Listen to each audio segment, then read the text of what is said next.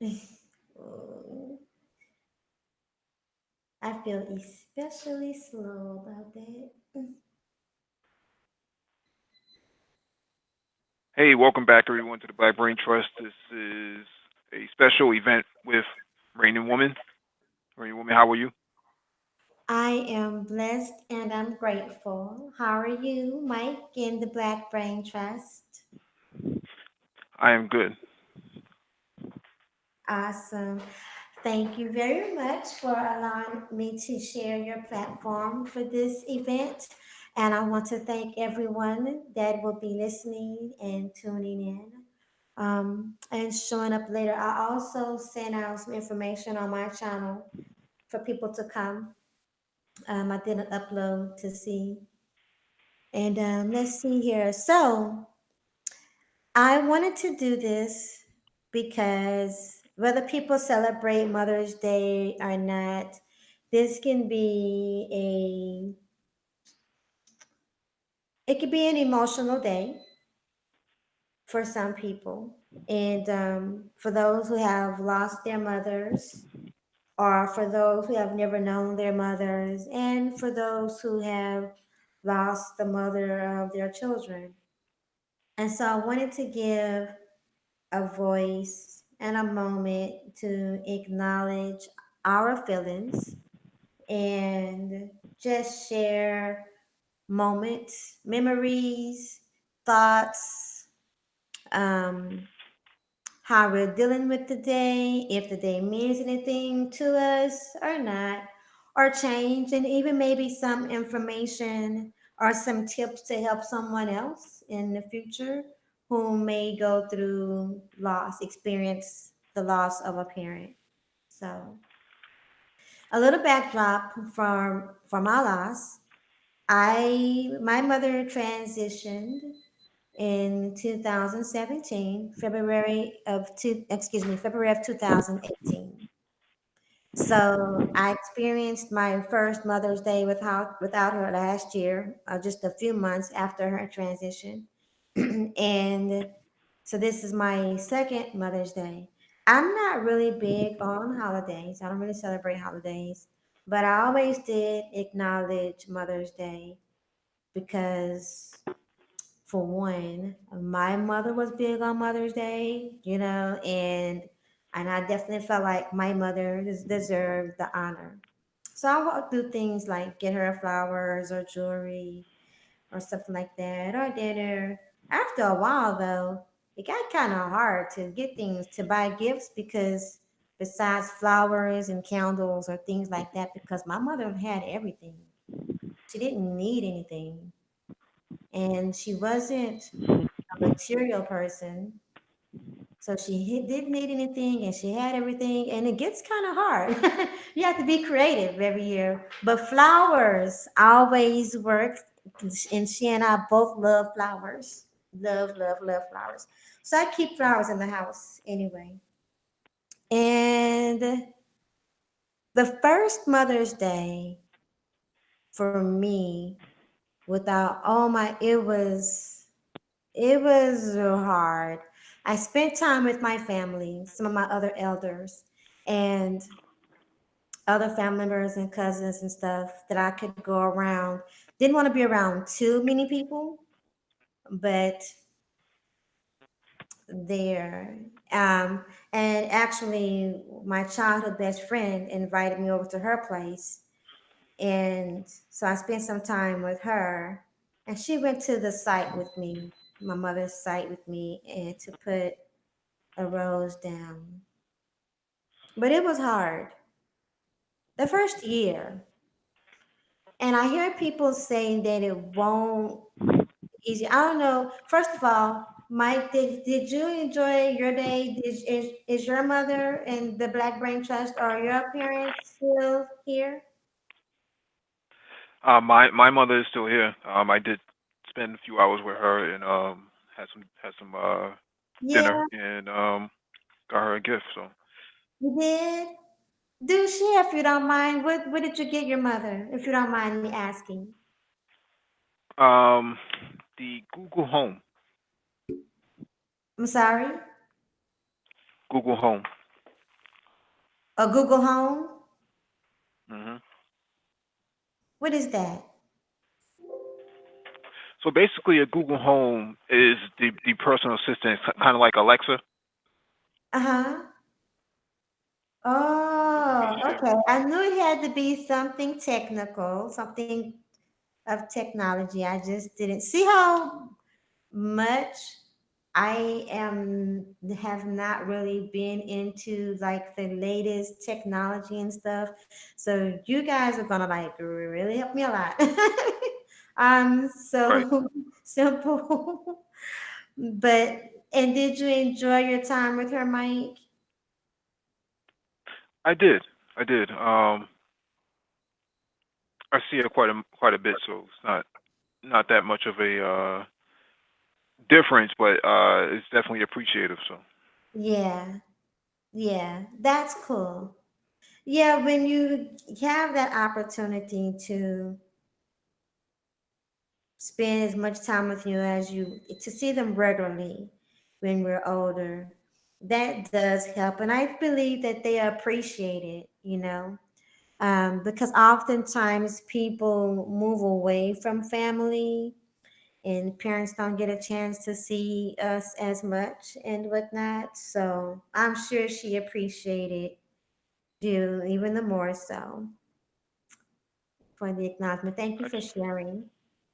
So yeah, I just wanted to share this.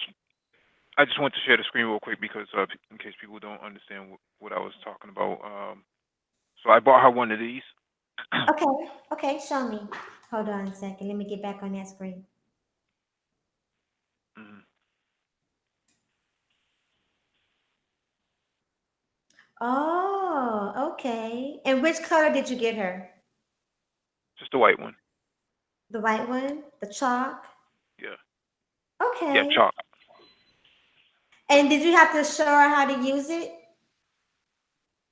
Not you. Oh yeah, to an extent, but for the most part, it's pretty self-explanatory. You basically put your credentials in there, and then it sets itself up, and then you come back in about 5 minutes, and it's done.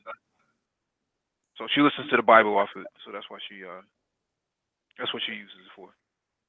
Oh, okay. Are you What's the going on, Complex?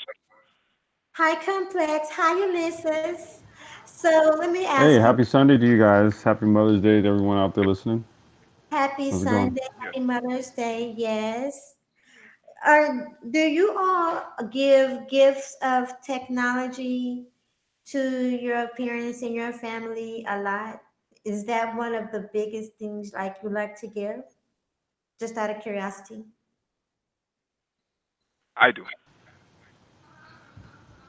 Um, not really. I mean, everybody in my family kind of has what they have. Hmm. Yeah, so yeah, not so much. Oh, okay. My brother was very much into the latest technology and things like that before he was diagnosed with his tumor. And so he always made sure that we had like the latest phone, the latest Bluetooth of a gadget or something. Some things that I didn't even know how to use, didn't really feel like I had a use for, but that's how he connects. So, excuse me. Now I have Bluetooth speakers and things that I actually do use now that he gave years ago. Kind of get it. I kind of get it. But if it wasn't for him, I would probably keep a phone for like 40 years until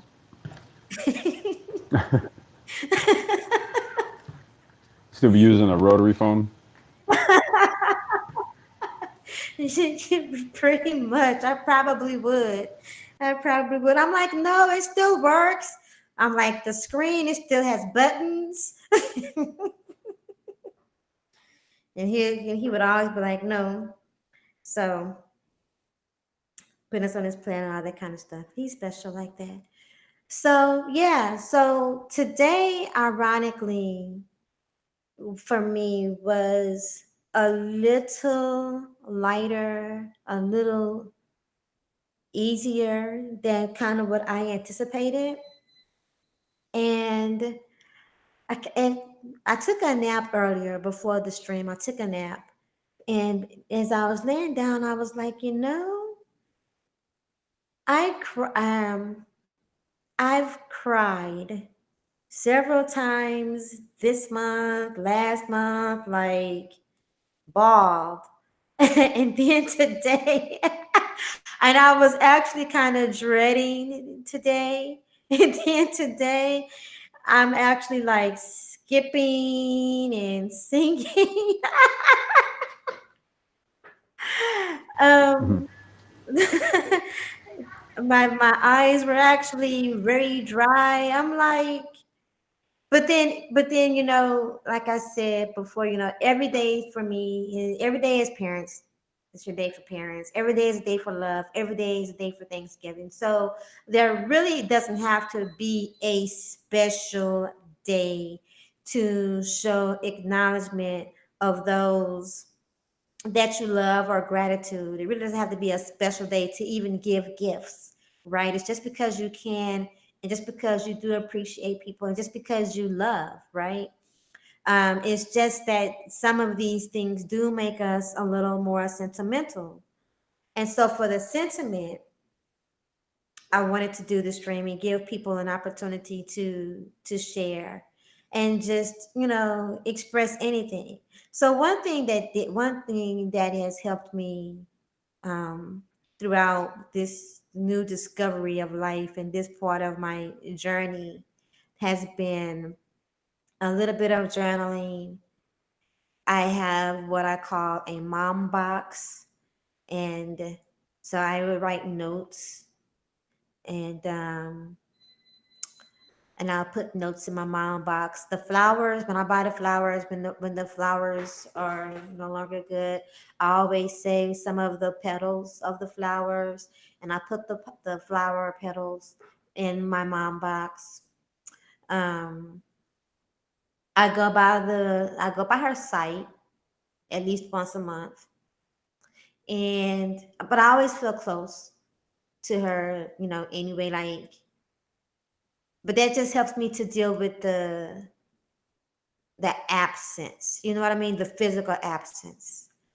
And for me, my mother and I were so close that I I struggled honestly with even, and I hope me sharing will help someone. So, and this is a vulnerable part of me, and so I don't mind sharing. But so if anyone hears this and you feel like this, I want you to know that what I'm sharing and how you're feeling is okay. And you can move forward, you can move past, but it's okay to acknowledge how you feel and where you are, because it's stages. For me, it was so difficult that I had to feel a reason to want to move on. I've experienced a lot of things in my life, and I've even had a few near death experiences. Like even before my mother transitioned, the November before, I was in a major car accident that it was literally a miracle, the hand of God that I survived that accident. And besides body aches, the only physical evidence that I had of that accident was a scratch on my wrist. So,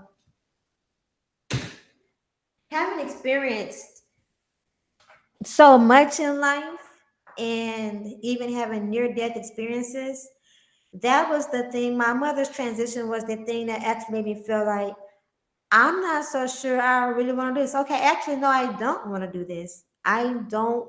I had to fight to want to live for months. For months. I went to counseling. Um, I went to counseling. I went to therapy.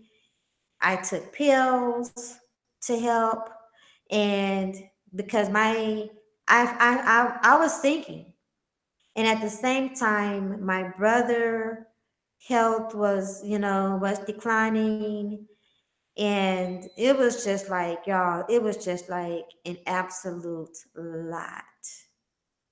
But here I am. Hmm. Here I am. And something else that helped me was I'm grateful for family. I have such a strong support system, everyone. Is very important. It's very, very important. And so space was needed. People knew how to give me space for the most part. Those that love me, those that are close to me, and to just be available if I say I need it. And then I have another cousin or other cousins that had experienced, they've already gone through the loss, and so they were there, and so we were helpful to each other. But without those kind of things, and last but not least, and without having a spiritual relationship, I could not be here. Excuse me, I could not be here. And without knowing that there I have a purpose in life too. And my purpose is not connected to my family, my parents. They had their own purpose, and they lived life to the fullest. My mother definitely lived life to the fullest. She lived life on her own terms. Um, she lived and she loved, and she fought. She lived and she loved, and she fought, and she lived. She was a great example. But that was her journey. And so there were so many times that I had to remind myself of just that. I would have made it without prayer. I would have made it without meditation. Would not have. But then it became, for me, to connect with other people of loss, because you can experience emotions when it comes to loss that you don't even know if how you're feeling is how you're supposed to feel. And you're trying Yeah, to I go, know a little bit about that one. huh? So I know a little bit about that. You know a little bit about that? And I Yeah. definitely want you to share. You listeners, I definitely want you to share. You do, you do that. You don't know if they're normal. You don't know if you're really okay. You don't know if you're at the right place. You don't know. I mean, my life fell apart. I'm a person. My structures fell apart. My systems fell apart. Like my routines fell apart. I had daily routine. I had daily structure systems. I was self-employed. I had a business that I started, and everything like the year before, like everything was like in place. I mean, the way I took care of myself, everything, like it was like one, two, three, one, two, three. Where I could talk about. There are two things I could talk about. I could uh, I could talk about them passionately in my sleep. And Hold, this, let me ask you, what keeps you going now? huh? What's motivate you now? What's keeping you going? What's driving you now? What's driving me now? Yeah, what's driving you now? What's driving me now is purpose, and Mm, was basically purpose. What's driving me now is purpose and legacy and family. I okay. feel like I know that even in the midst of my pain, that my purpose is bigger than my pain. Isn't And that isn't that the most important thing to drive, yes, to keep that drive going? Because yes, we can all talk about loss and how yes, things and how things are tough. I lost my daughter in 2017. She had a child. We talked about that today. And yes, that kid's a straight A student, quarterback for former quarterback for his football team. Calls me grandpa all day long. We talk all the time. We can talk about the negatives, but the dad and everyone else that's passed on. But you know what I think that they really want from you? They want you to take life by the by the short hairs and run with it hard. Have very Exactly. f- and have very few regrets. Travel light. Don't travel heavy. Travel light. Okay. Other people have paid that price for you, whether you understand that or not. But at the end of the day, you are kind of the one who really has to really make that determination to travel, a light and I would say purposeful path. We can talk about death, loss, and all these kind of things all day long here.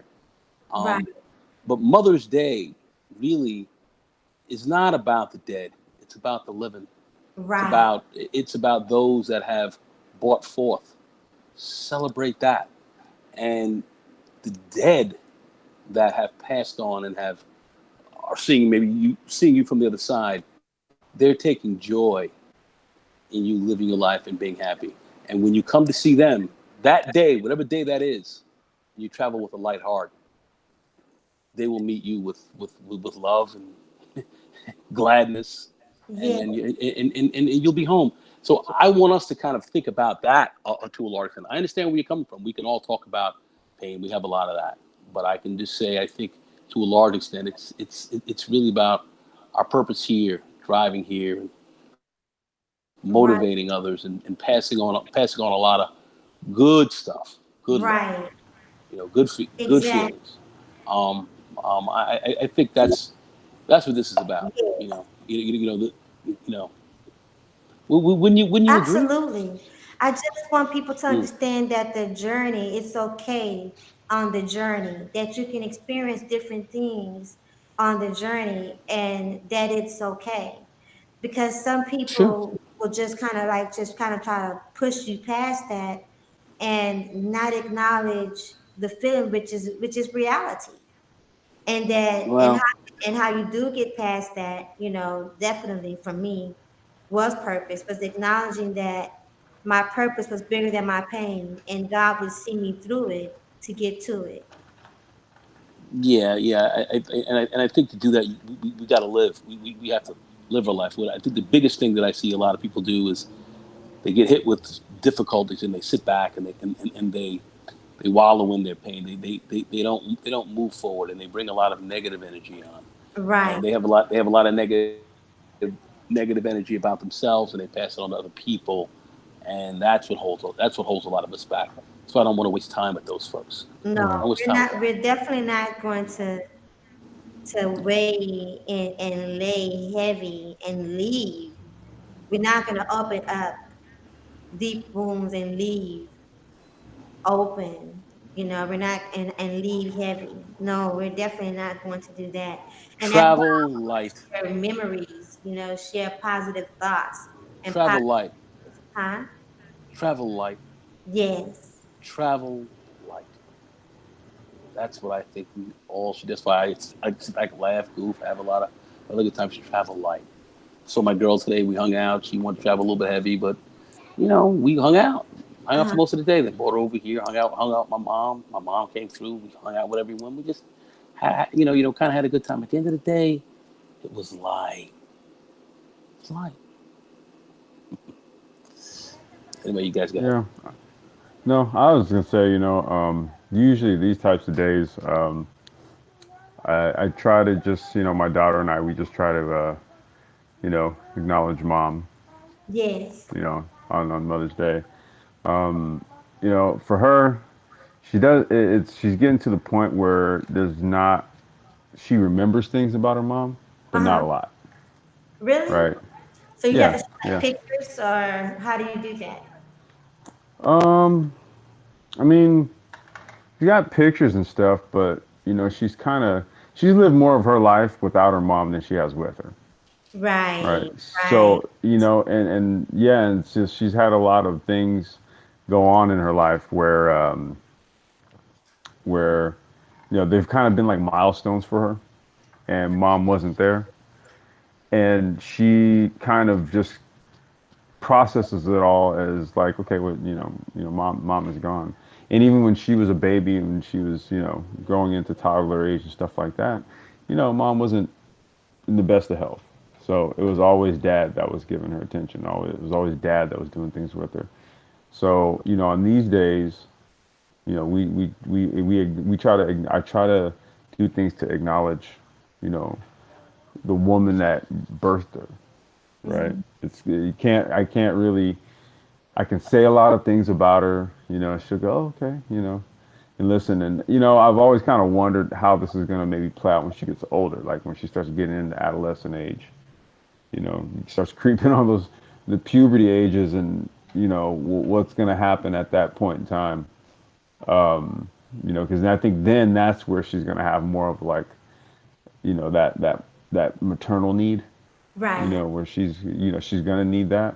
Mm-hmm. But I don't, I don't want her to be completely devoid of a connection with her mother, even though she lost her at such a young age. So, on Mother's Day, we try to so today we went out, we got we're gonna make like some salmon croquettes and some roasted potatoes and asparagus and stuff. And we're gonna have a nice dinner, we're gonna have a nice dinner. She made some things at school for Mother's Day. And usually what she does is she'll make them and then she'll give them to her grandmothers. You know, um, so that's kind of what I put my focus on Mother's Day. It's really just sort of acknowledging the woman who gave me my only child. You know, and my daughter's mother, and just trying to do something so that at least twice a year, her birthday and on Mother's Day, she knows to just recall and try to have memories, or try to recall memories of the woman that brought her here. If she didn't have a lot of time with her, but I try to just keep whatever memories that are there fresh in her mind. So that is awesome. So what special memory would you talk about your wife periodically?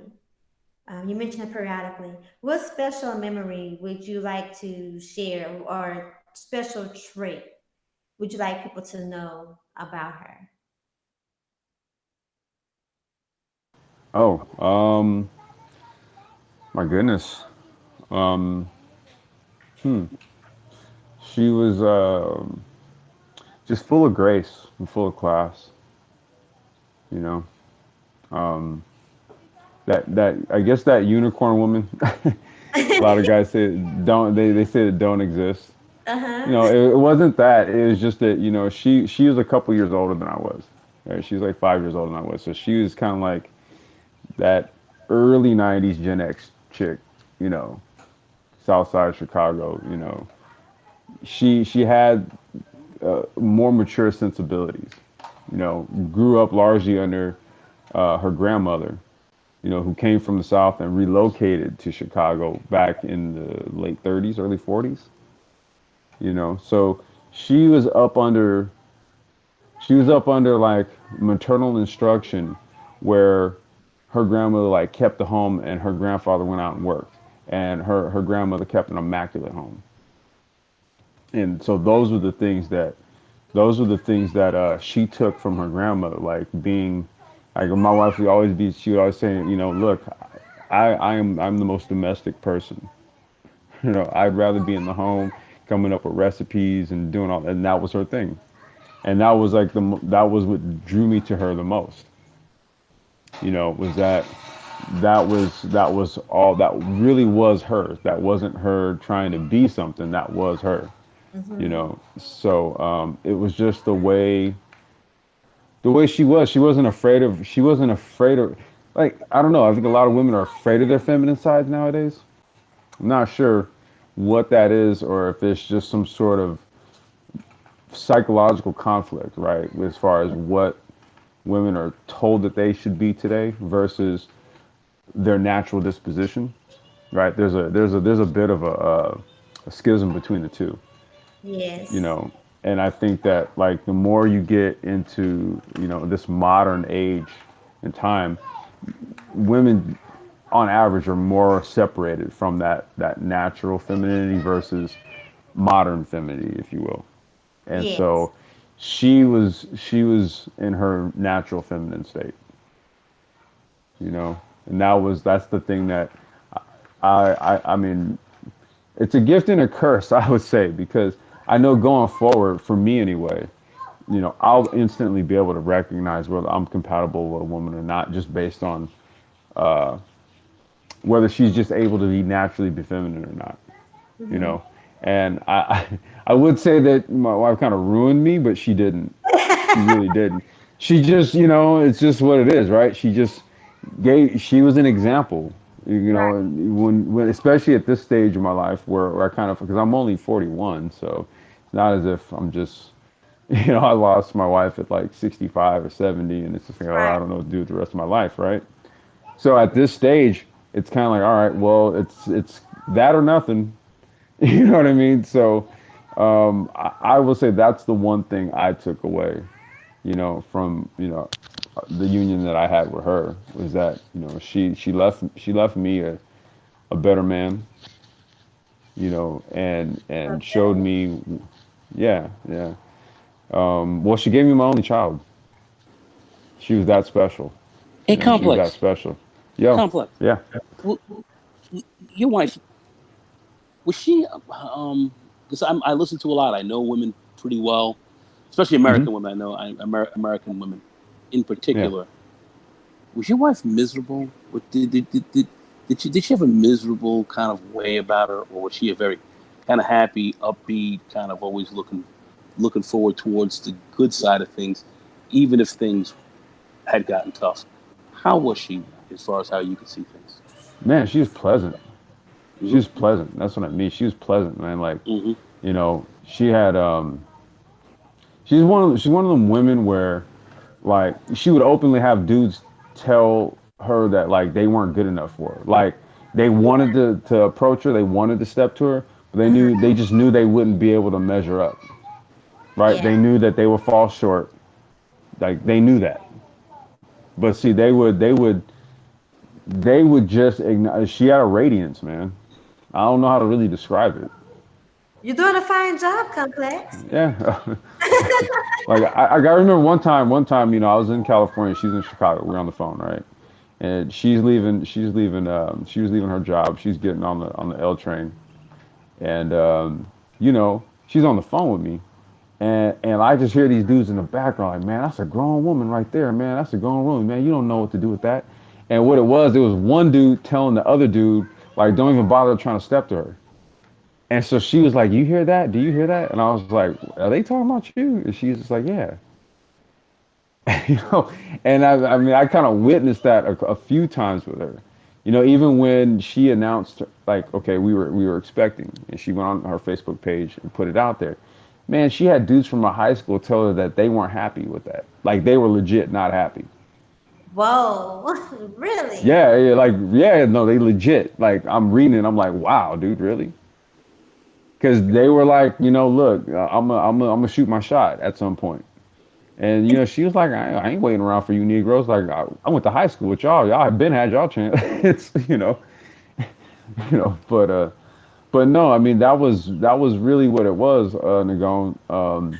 Nah, man, she's pleasant. She was a pleasant person to be around. Only reason why I bring that up is because like one of my good friends, he just came back from South America, and we were talking about this the joy and just the happiness. I was online with him, and I was talking with my ex fiance down there as well, and we were just kind of rapping, Hmm. and just the amount of, I don't know, just the amount of, they call it alegría, amount of joy that they have, and I'm here, I'm seeing a sister up here as well. I think I told you about her, and all that. I think I sent you a picture of her and all Yeah. that. And she's cool, but definitely, things are going well, but yet, she's just kind of a little, downbeat. And I'm like, hold it, we got to be, let's keep things up a little bit, man. I mean, we've got a lot to celebrate. There's a lot of good stuff. That's why I say keep things light, because I think the average, many women here in this country are miserable, and they're miserable for small things. Hmm. They're miserable about, I don't have this car, I don't have this. Shit doesn't mean anything. Say Um, that again. It doesn't mean anything. no, doesn't mean anything. No, Hmm. means jack shit. All right, your Hmm. car, all that means shit. All right. At the end of the day, when you really break it down, it's who's really down for you and down with you. Right. Who's really there? That's what's important. That's why I say, that's where I think the game really is at. And I think we lose sight of that. We lose sight of that, and we actually sell ourselves short in that regard. And I think this is really about who's really down with you, and when you got that good feeling, you feel that love, you feel like that keeps your spirit light. And I think that's what this is about. If we're going to talk about the dead, we're going to get into some of that very quickly. They want you to be happy. They want you to feel good. And when you feel good, I am quite sure that energy is translated over there and they feel good as well. That's really what I believe. So I mean, I think that's how we should try to travel through this life. And the older I get, I think the truer that I see this. Can't be around miserable people. People talking about death and dying, we're all going, man. Some go earlier. Some go earlier. Some go later. Sometimes it's fair. Sometimes it isn't. Mm-hmm. It's just how it is. That's just how it is. Nothing you can do about it. So at the end of the day, accept it, deal with it, live with it, and embrace it, and have fun. Enjoy each other. We talk about. I talk to Complex all the time. We're on the phone. We talk about a lot of different things. We chop it up. We laugh about some stuff. We look at stuff that's kind of serious. But at the end of the day, we always try to keep things in a positive, good interaction. I try to deal with that with everyone. Those who don't have that, I like to stay away from them. But that's just kind of how it is. I think Mother's Day really took, because Mother's Day, mothers are the creators. They're the ones that bring life forward and so forth.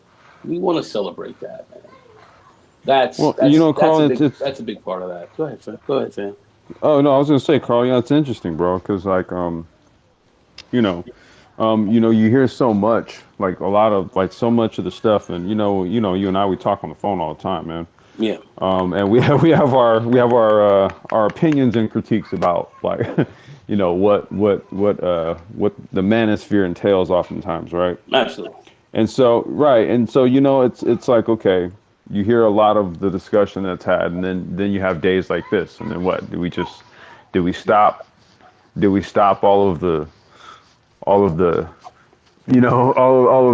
anger and all that kind of stuff that we have towards like the women folk, and then we take a day to acknowledge who brought us here, and then we turn right back around, and then you ain't shit, you know what I mean? It's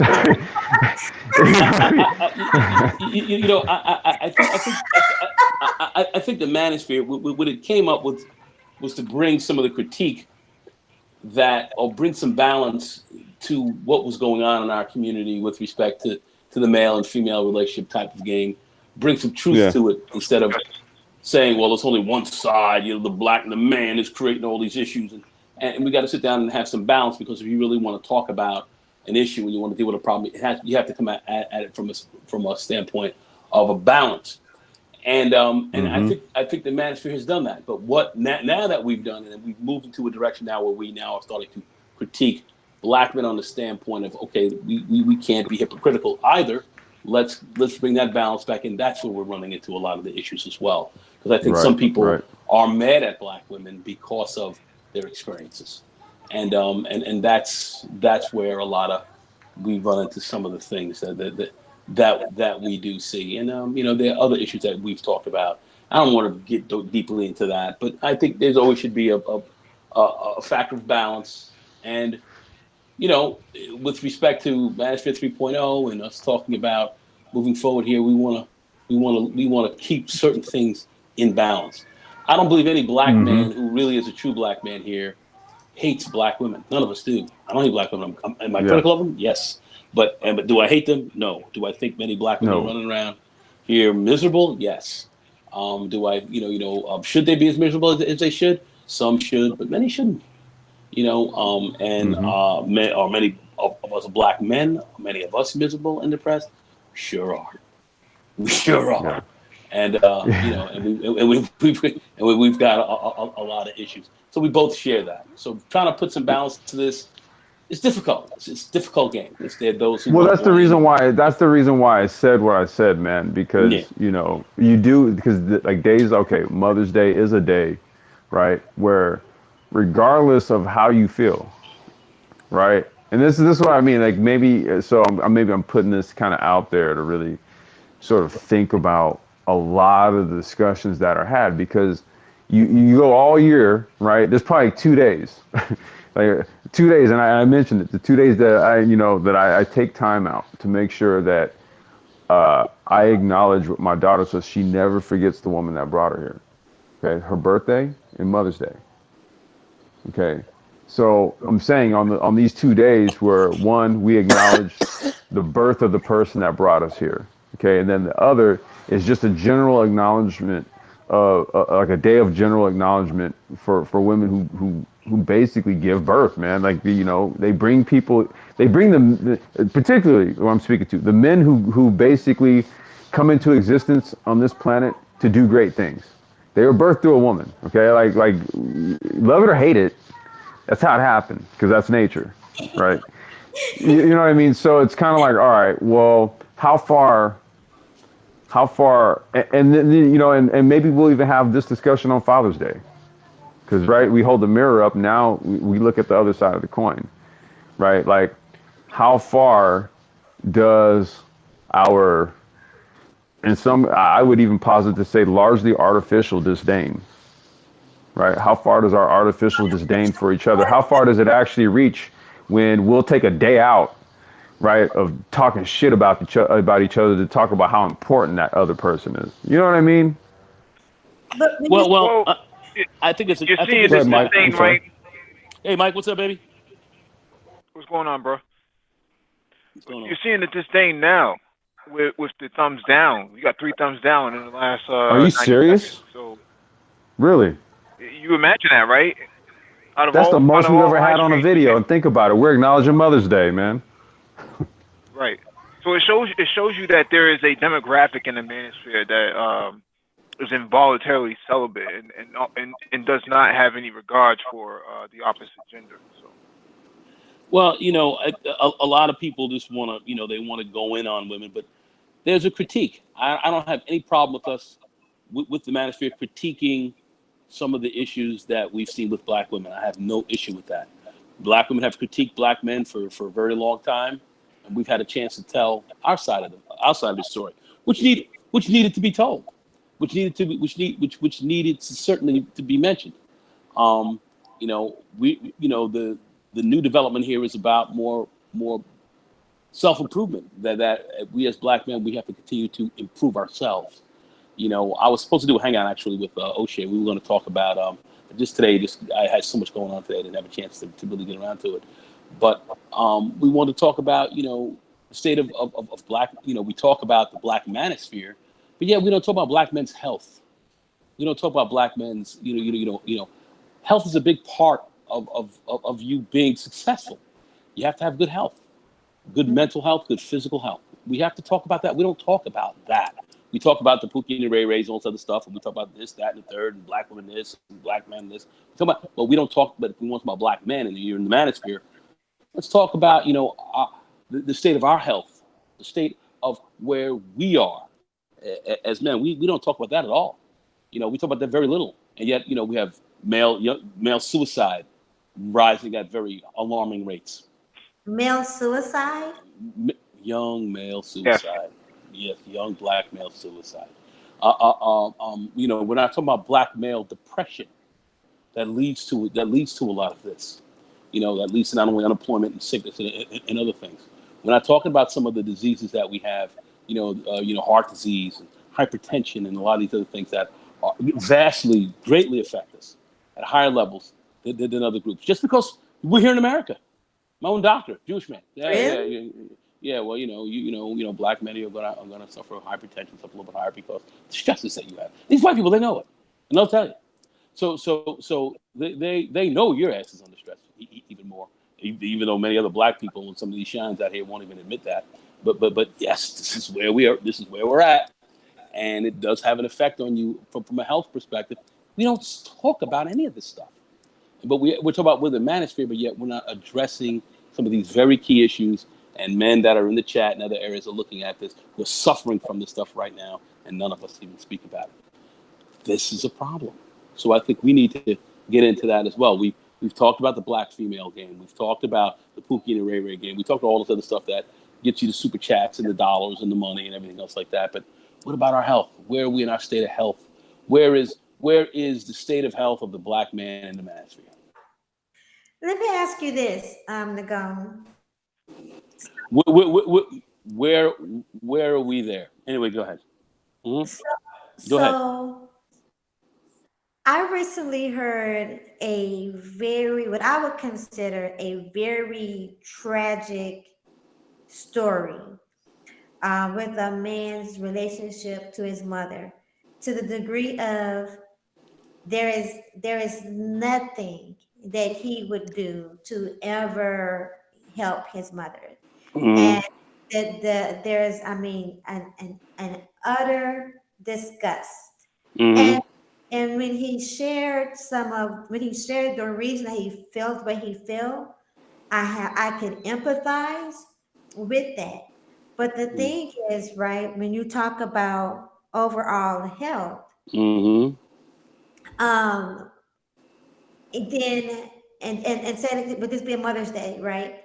Do you think at some point, even if you don't want to communicate with the person, that you have to have a way of release? Because I'm thinking that no matter what things may look like on the outside for this man, that can't be good for his mental that can't be good for his mental state of being.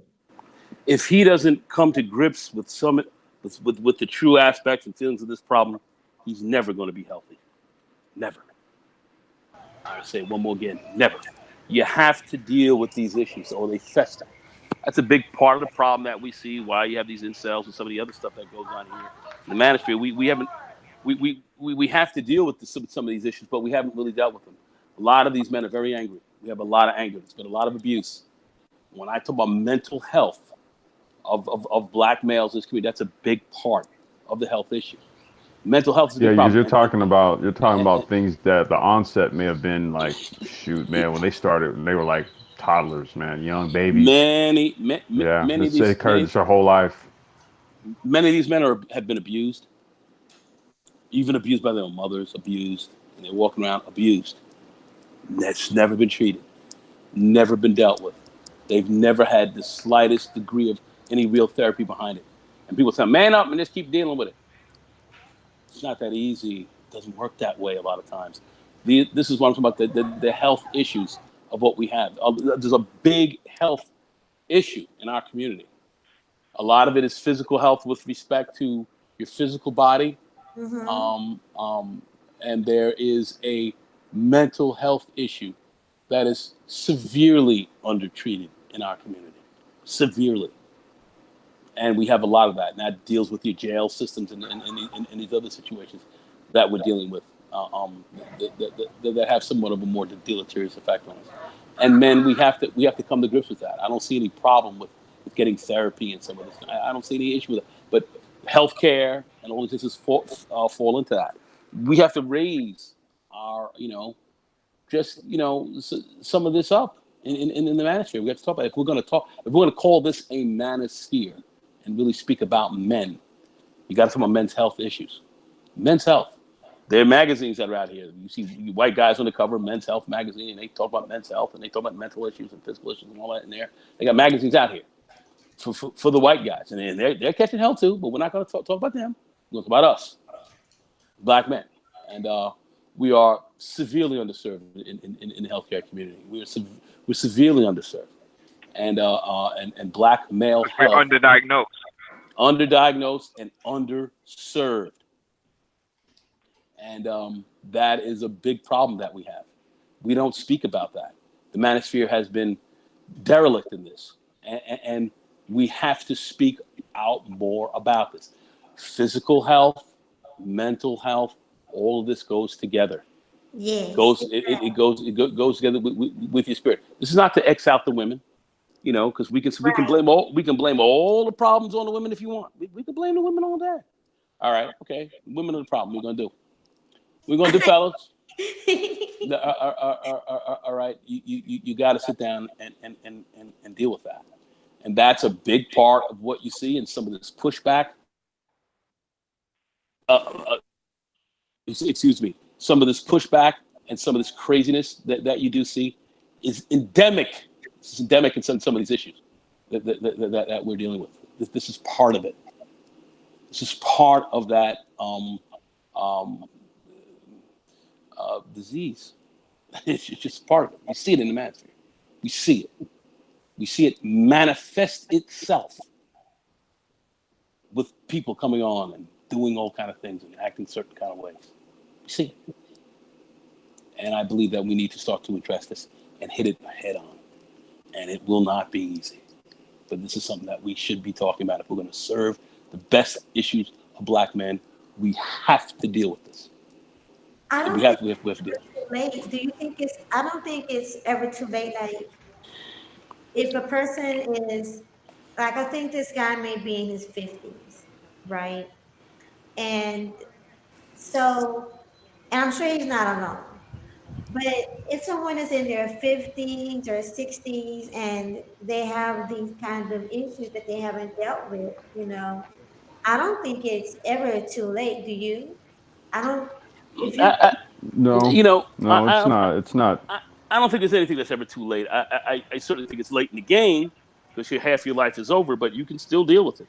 And I think there's all these issues we have to deal with. And I definitely prefer to see the younger men get this because they're the future. And man, a lot of these young kids really have they've dealt with a great deal. But are dealing with a great deal. But when I say kids, men in their 20s and their 30s, and God knows a lot of these Generation Zers coming up are coming up underneath some absolute insanity.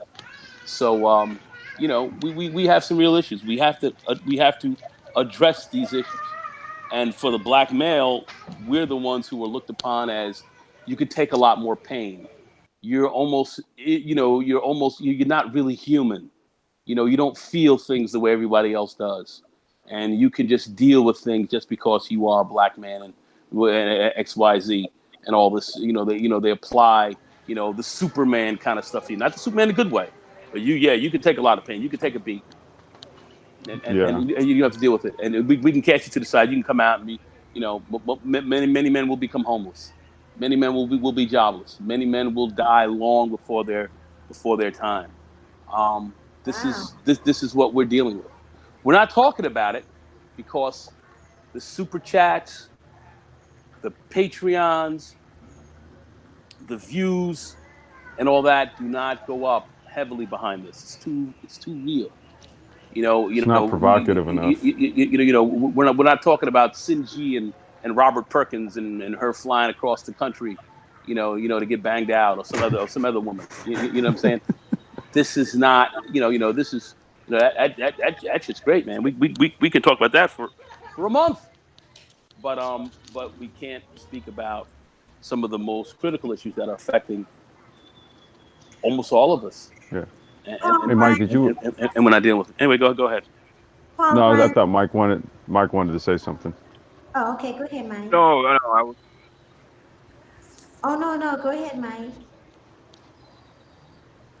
I wasn't saying anything.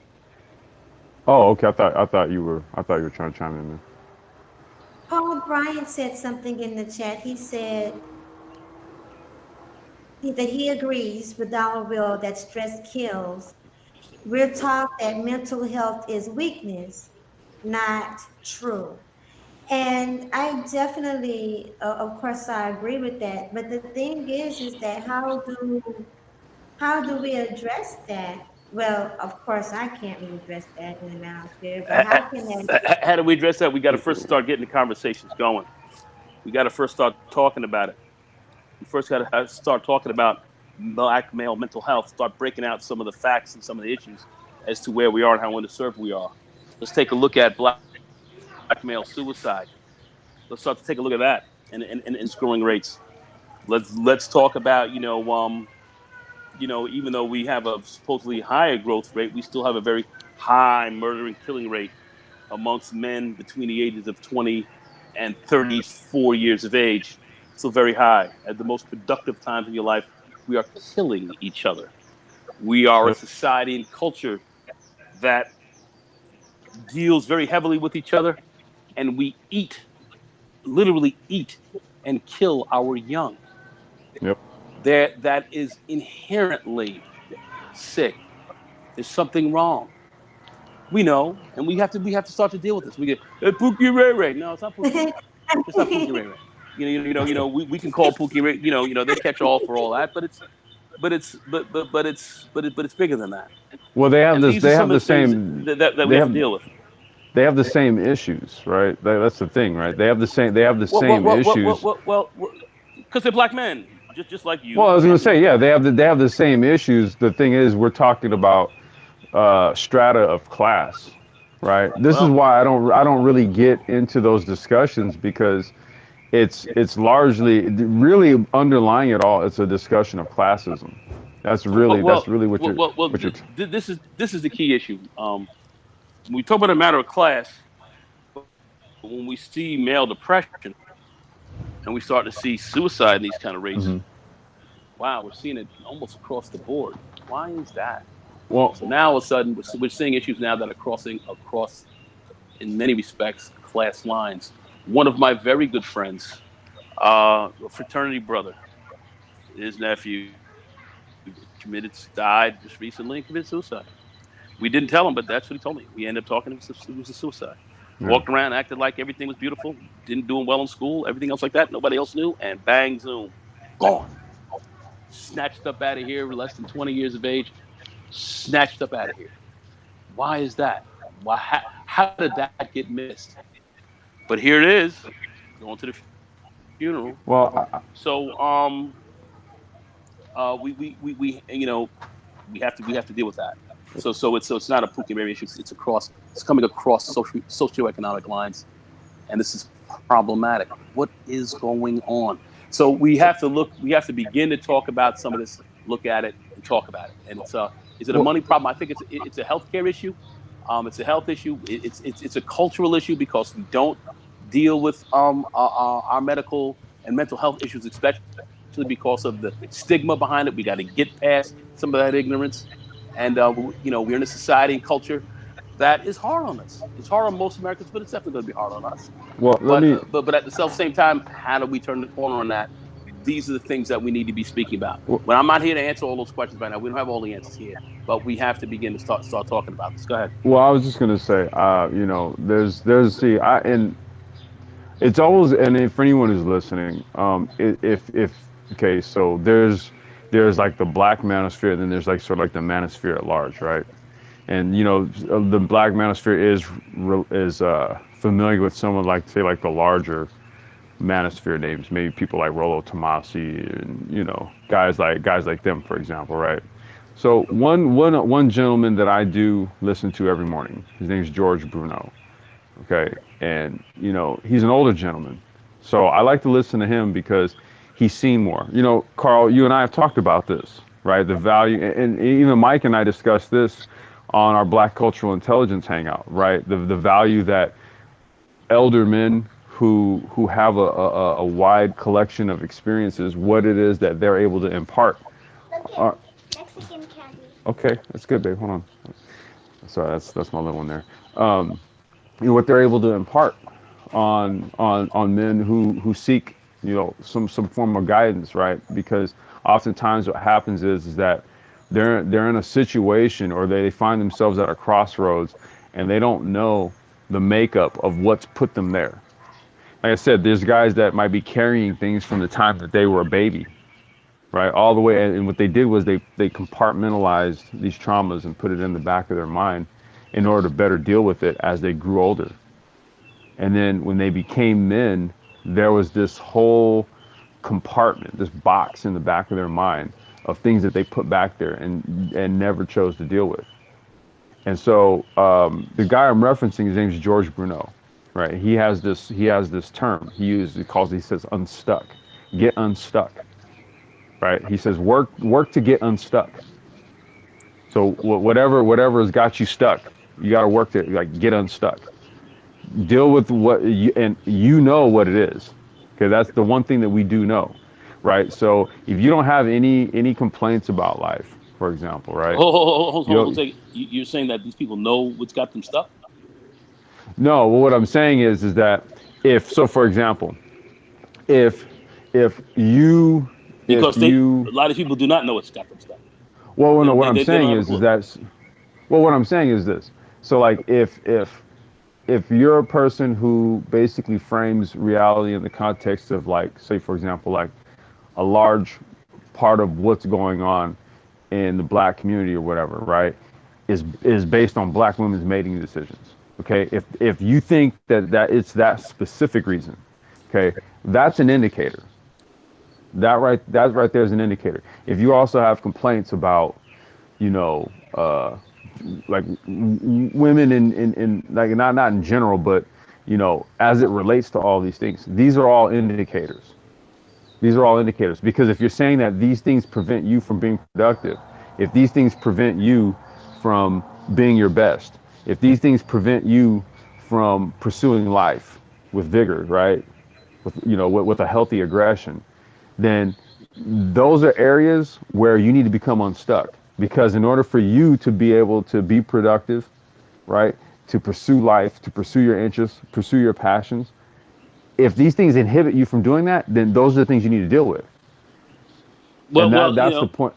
I think a lot of people kind of see that they don't know how to deal with it though, and Well, that's what I mean. And that his whole thing, and he has a whole thing about becoming unstuck, yeah, right? yeah, So that what that means is doing like some self inventory, doing some self inventory. Because look, you, Raining, Mike, Paul, Dollar Will, whoever else is listening in, right?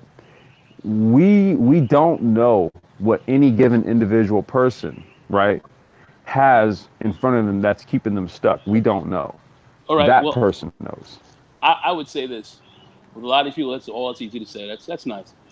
At the end of the day, you got to get therapy. You got to get some level of help. Well, that's what I mean. Some Get so, unstuck. so, So so, so, whatever you got to so, do, get unstuck. Yeah. some people are. It's not going to be easy for some. It's difficult for many, and some people are dealing with some really deep issues that have them doing things that they don't even understand. So, you, me, you're not a mental health professional, neither am I, and any other people, and no one here really is. I know Hmm. this, having lived the amount of time that I have. I understand that there are times when if you really don't know what's going on, you have to seek and get some level of help, and that's when we talk Yeah. about undiagnosed issues and undiagnosed problems, and the Yeah. lack of mental health care in our communities in so many ways, physical health care as well. There's so much of that. So I mean, we can get deep into it. None of us are psychologists here, so I'm not going to try to diagnose these issues. I just know that we need intervention, and Yeah. Well, I'm not saying that. I'm not saying that any of us and, here and, are and psychologists or anything like we that. don't What have I'm that. saying is, I'm just saying we don't have that, and that's something that we have to really get into and address. And that's yeah. something I think the manosphere has been fiercely derelict in. We've touched on it, but we've been very derelict in that. We've talked about other things that are freaking ridiculous, but yet I've seen outbursts of this psychosis time and time and time again on Hmm. these hangouts with many different people, and I know what it is. And a lot of these guys are hurt. They're jammed up. They're in pain, and they're lashing out, and they're actually screaming out for help, but don't even know it. And yet, as I look back and say, well, I pull myself back. It's not about me being right anymore. It's about what's really going on with us. This is heavy duty. We have to start to deal with this issue. Mother's Day is a wonderful thing. We have to talk about mothers. We all come from women, and so if you're dating someone who's a mother, or you're married to someone who you have children with, and all that, definitely you want to celebrate that. We want to celebrate the creative process of our lives, but we do have to deeply examine ourselves as well. When we talk about self improvement, self actualization, and these things, this is where I believe the manosphere's got to turn, and we're going to have some very difficult issues with that because This is dynamic stuff, and a lot of us, when we start to get into this, we're getting into some deep things. Are some black women at the root of these problems? Yes. Are some black men at the root of these problems as well? Certainly.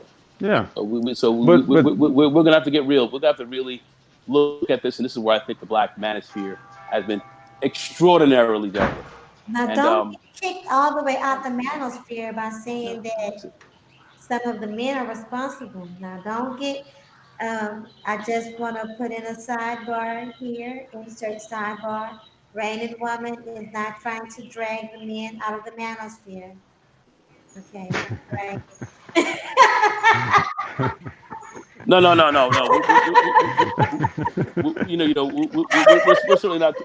We're certainly not talking about that. But I think, the manosphere. We should be talking. We should be talking more about this, and I think our mental health issues are severe. And I think we need to address this. And yeah, as a manosphere for men, manosphere, and being compliant with respect to self improvement, we can't even begin to get into these issues without talking about men's health, men's mental and physical health. We have to address this much more seriously and I think, than and I we think have. on the And, flip, so I'm going to I leave it think at on that.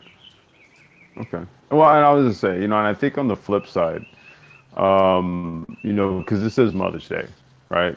So I don't want to leave women out of the discussion on this because we have a lot of women who have children, Right. right?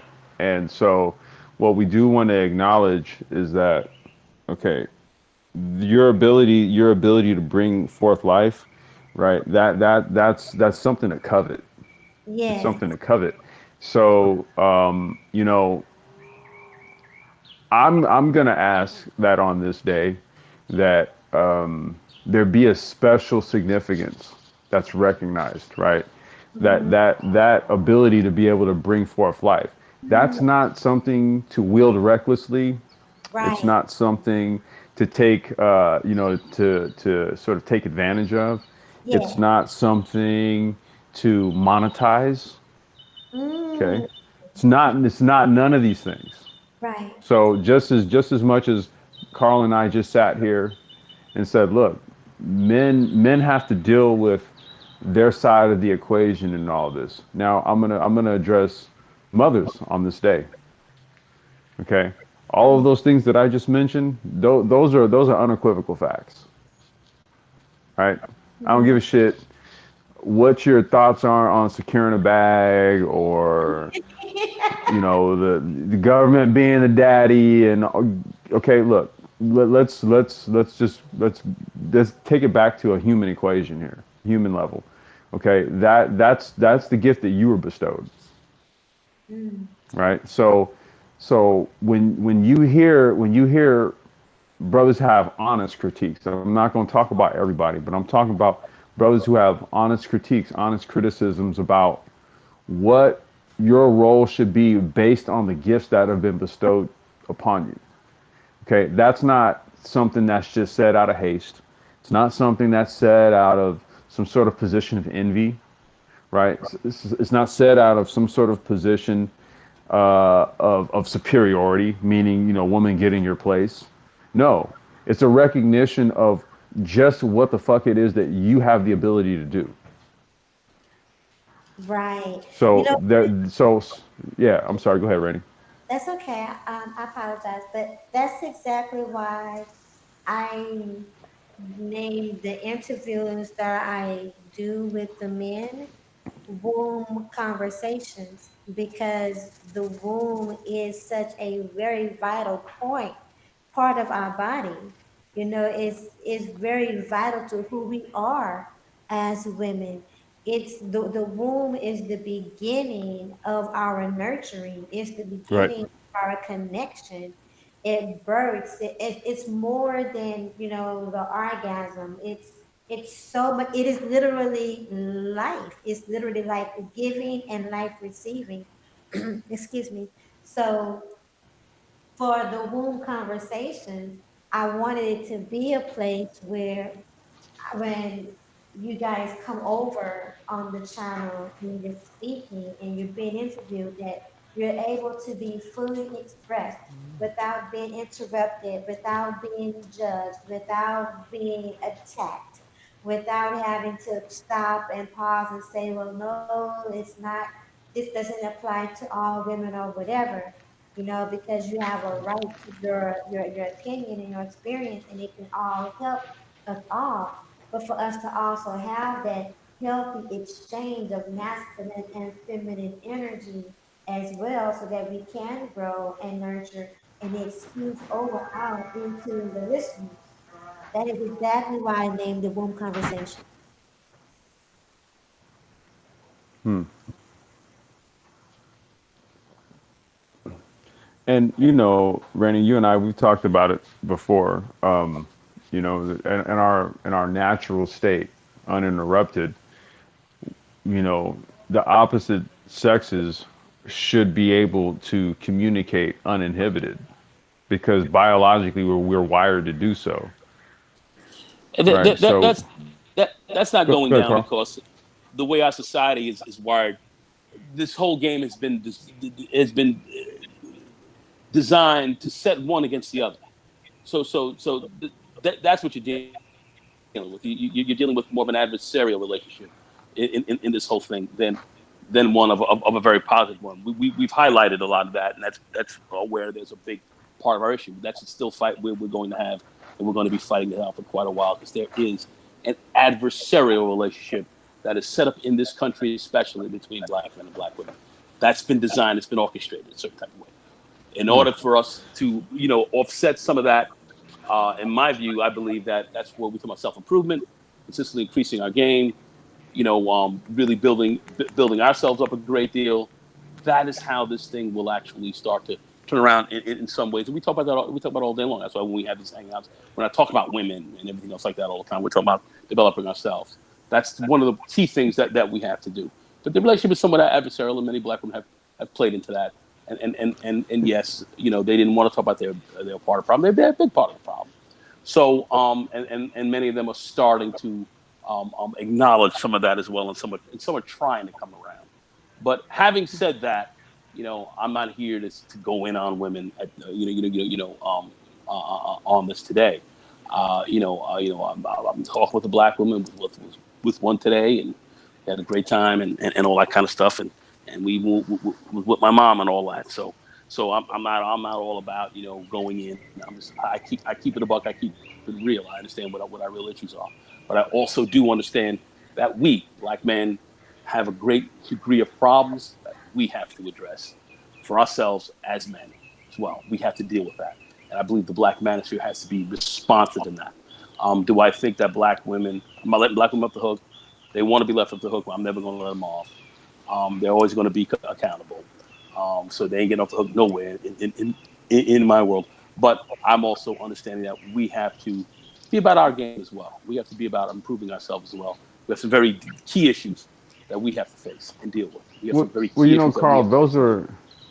well, that's kind of like the Manosphere 3.0 mandate, and I know Mike wants to chime in on this too, but Go ahead, Mike. the thing about it is that we're really trying to push for conscious accountability, right? So even if social systems are designed to maybe sort of take advantage of our social ignorances, okay, it's largely going to be predicated upon our conscious participation. See, so we still have an option here.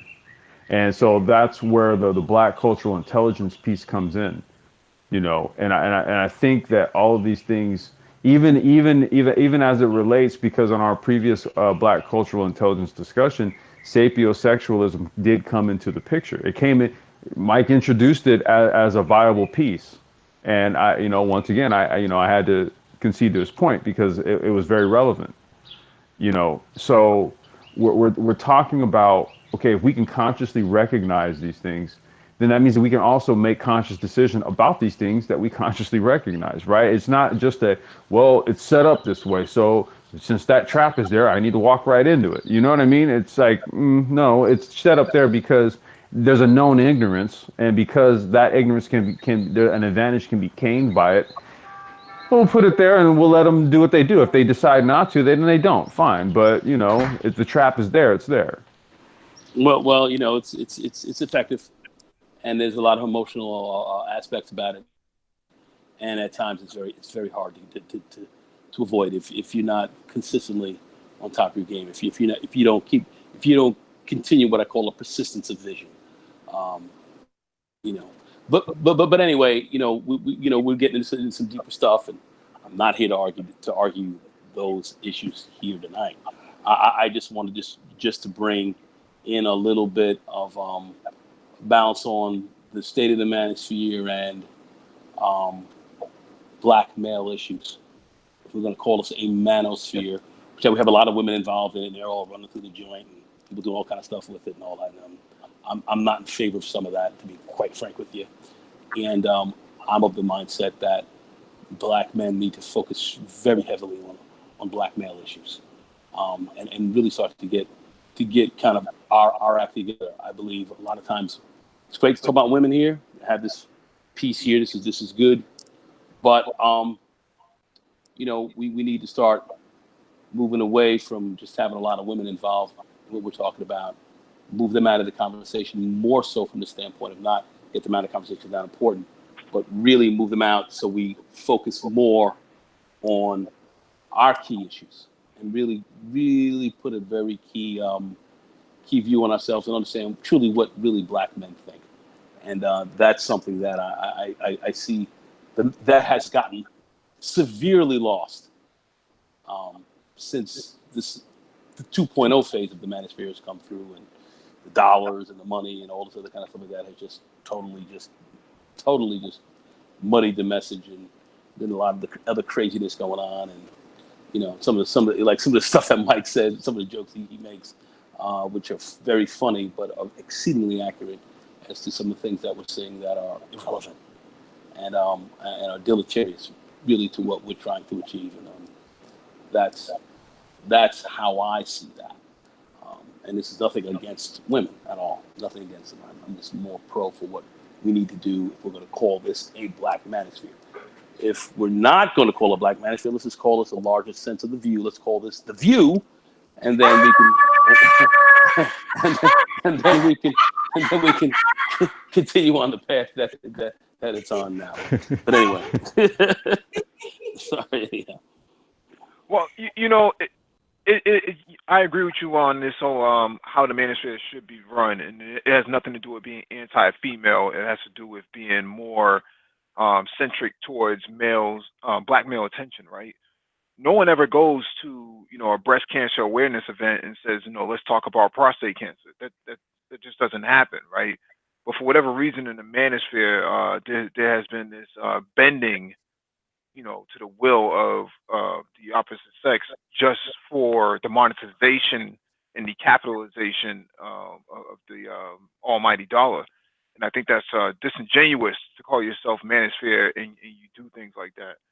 We had this hangout tonight in commemorance of Mother's Day. I mean, we all came from that. So, and plus, Reigning Woman was very much interested in this. So, from a genuine standpoint. So it's not like she came here and then people's hitting the super chat. She's collecting the money. So I'd like to acknowledge a trait about one of the traits about my mom. So, one of the traits about my mother that I truly admired was she had a real passion to help people in any capacity that she could. And she was a very compassionate person. And you know what else? I never heard my mom bash men. I didn't. So it really kind of bewildered me to hear so many people come up like that. And I'm so glad that I didn't. Oh my God, I'm so glad that I did it. But she was a very passionate woman and she's very compassionate and she had a passion to help people. She learned, much like I had to learn, to not do it to our own detriment, but there's no there's nothing harmful about, and there's nothing bad about being a passionate and a compassionate person. It's great to serve. It is great to Just serve. as long as you don't do it to your detriment. That's I think That that's the key point, is to learn. The lesson to learn in life is to how to be a giving person, and at the same time allowing that, doing it in a way where it enriches you, because then right. the only thing that you'll do is be motivated to give more. Yeah. That's one of the main things that I actually I learned from my wife. She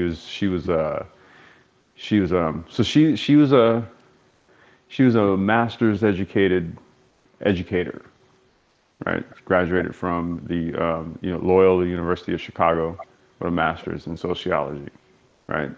Then took that, went back to South Side of Chicago, and was trying to use her gifts of being a caring, nurturing person, right, to lift her people up. And she was met with a lot of dejection, a lot of things, put her off, and swayed her from what her true gifts were. And then what she ultimately did was, she redirected that, so then it became something where, her hidden passion and talents were in the culinary arts. That's really what her passion was. It was, she largely went into education, at the insistence of people around her. But when she quickly became dejected to the idea that people would reject her for just trying to help them improve themselves, then she was like, you know what, I want to go about doing this another way. And I had to convince her that it was okay for her to do that. I had to convince her that you don't have to suffer to help people. That's right. You That's right. don't. Yeah, you can help people and be happy doing it. You know, and that was the main thing that I took away from her. It was just her willingness to give of herself. My And I see it in my daughter every day. I see it in her every day. Like sometimes, like I'll just sit down and after a long day, and I'll just be like, oh, like, I got body aches and shit, right? And then my daughter will just come over and just start massaging me. I'm like, babe, what are you doing? You know, well, daddy, you're sore. But the thing about it is that my wife was, she did uh, massage and things of that sort, was into Reiki healing and all that. And then her mother actually has a massage therapy practice in Hyde Park in the South Side of Chicago. So these are like these latent things that I even see that she's passed on to our child. So there's intrinsic things that I take away from it that I don't trivialize. I will not do it. Like when I see my daughter do things that are just a mirror image of her mother, I know what that is, and I don't comprise it. I don't compromise it, and I don't question it. exactly. Exactly. My mother worked for the Equal Employment Opportunity Commission with the government, and she worked her way up from a secretary position to a lead investigator to a lead supervisor. And she was very, I mean, she studied hard, she worked hard to get there, and she helped so many people. She helped develop some of the policies here in Houston, and in Arizona. And then check this out. This very same agency that she excelled in, they actually tried to put a white woman in her place, and she sued the government. When she realized what they were doing, and she sued the government, represented herself, and beat the case. Beat it, won it, and so much so that she then didn't even, she said that she didn't even want the position anymore. So they created another position for her where she could literally work from home most of the time and made more money, was paid more money because of the lawsuit in this created position. Like, didn't y'all know who y'all were dealing with? She fought so hard and so passionately for other people to get their rights and everything with it. And then you try to come at her with the very same thing that she's well trained in. But she did it out of passion. And even after she retired, she would still help people with EEOC issues. She'd be like, oh no, what happened? Oh no.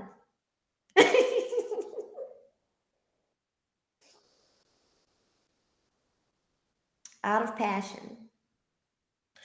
I have Rosie Ray's, and I love that. I have part of that in me as well.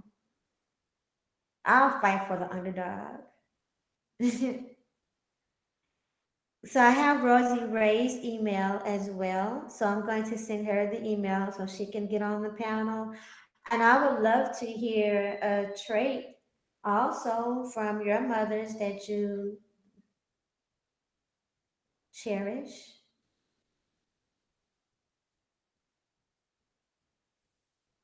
Are y'all there? Did Google come and get y'all? Are y'all there? Can y'all hear me? What happened? Hey, Brandon, can you hear me? Okay, I can hear you and I can hear you now. Yeah,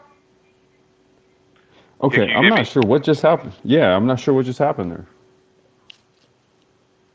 Me either. It got really quiet. Could y'all hear me?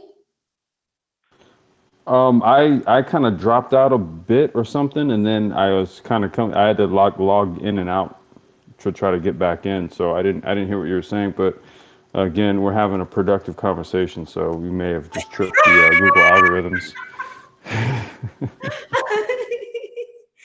Right, right. Oh my goodness. So, Now let's talk about Aisha Curry. Now you're coming in clear, Mike. I can hear you now, dude. Mike, you say you want to talk about Aisha Curry? Is that on the docket?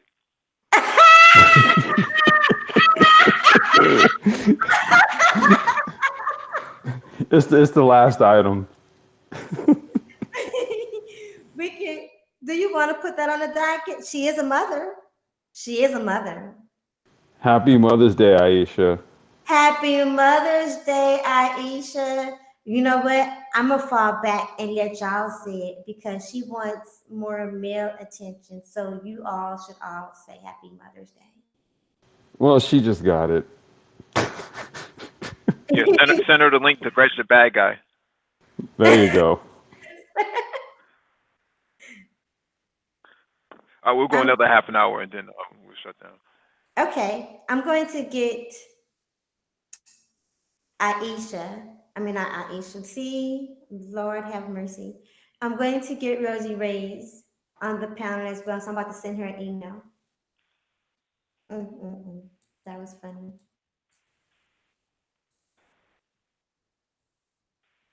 Wow, Mike, we got 3 dislikes on this, man. I'm not sure what's going on, man. I can't put my finger on it. Yeah, I'm over here scratching my head, dude. I don't know. I don't know. What could it possibly be? It might be, I'm telling you, you guys, it might be because you have me here. Uh-oh. Oh, Uh-oh. no, no, no, no, no. Really? You think that's what it is? Raining woman on y'all panel. Are you kidding me? Oh boy. Put the feminine woman on the panel? Are you kidding me? Is that a woman? Yeah, And it you're is. not. Well, it's so if you guys want to, if you want to maybe I don't know, yell, if you want to yell really quick, like, pregnant woman, I don't know what you would say. So, No, no, not really our style. okay, so three. Okay. So, Well, just searching around the manosphere too, I didn't see any Mother's Day hangouts that were being done, so I don't, oddly enough, you know. well, well, no, I don't think that anyone else really did one because Reg, the bad guy, did a panel earlier, but it wasn't for Mother's Day. It was just letting the women get on the panel and just talk about anything they wanted to talk about, which was pretty cool because it was very respectful. He was just like, "Come on, ladies, get on the panel and talk about what you want to talk about. It's your day today." Well, I mean, that's a bit of a scary proposition because again, there's the discussion that's had basically 363 days out of the year, and then maybe like on your mom's birthday and then Mother's Day, you're gonna fall back a little bit, right? So, yeah. Yeah, I really appreciate you all doing this today. I thank you so much. No, no problem. I heard that your channel You're got a welcome. strike, so you couldn't. Yes, my last live was pretty lit though. It was pretty lit. I love bringing limits. I am a huge I love, I love romance, and I believe in families, and I want to see us, get it together, So I love sharing and spreading that kind of energy. So, but I just need to get some more music that's not copywritten and obey YouTube's rules, and I will. But I do the jazz though with Dr. Sax Love. I'm okay with that. So, but I love the music. Don't y'all love good old R&B? Nice soul music, that passionate music. Don't y'all love that? Yeah, I think everybody does. The problem is that YouTube, its copyright and copy infringement policies are very vague. So we got a strike on this channel as well, and the only thing that happened on under our video was an ad was played within one of our dockets, and I had to fight that thing tooth and nail. So we went to bat for that thing and almost lawyered up for it because this is unacceptable. I see other people's channels; they play music on theirs, and their channels don't get a strike at all. So that's why I said we have to really uh, double down and take it to YouTube. Yeah, you got to fight because YouTube, they, I think they just, I call them the Führers. They're just running around, just slapping, like slapping babies at their christening when they feel like it, and it's like, come on, I mean, what are you guys doing? So it's almost, I know they have the copyright rules, but it's almost kind of arbitrary, and they use, I think, a lot of it at times to hunt certain kinds of channels down, to keep certain kind of people kicking out certain kind of messages.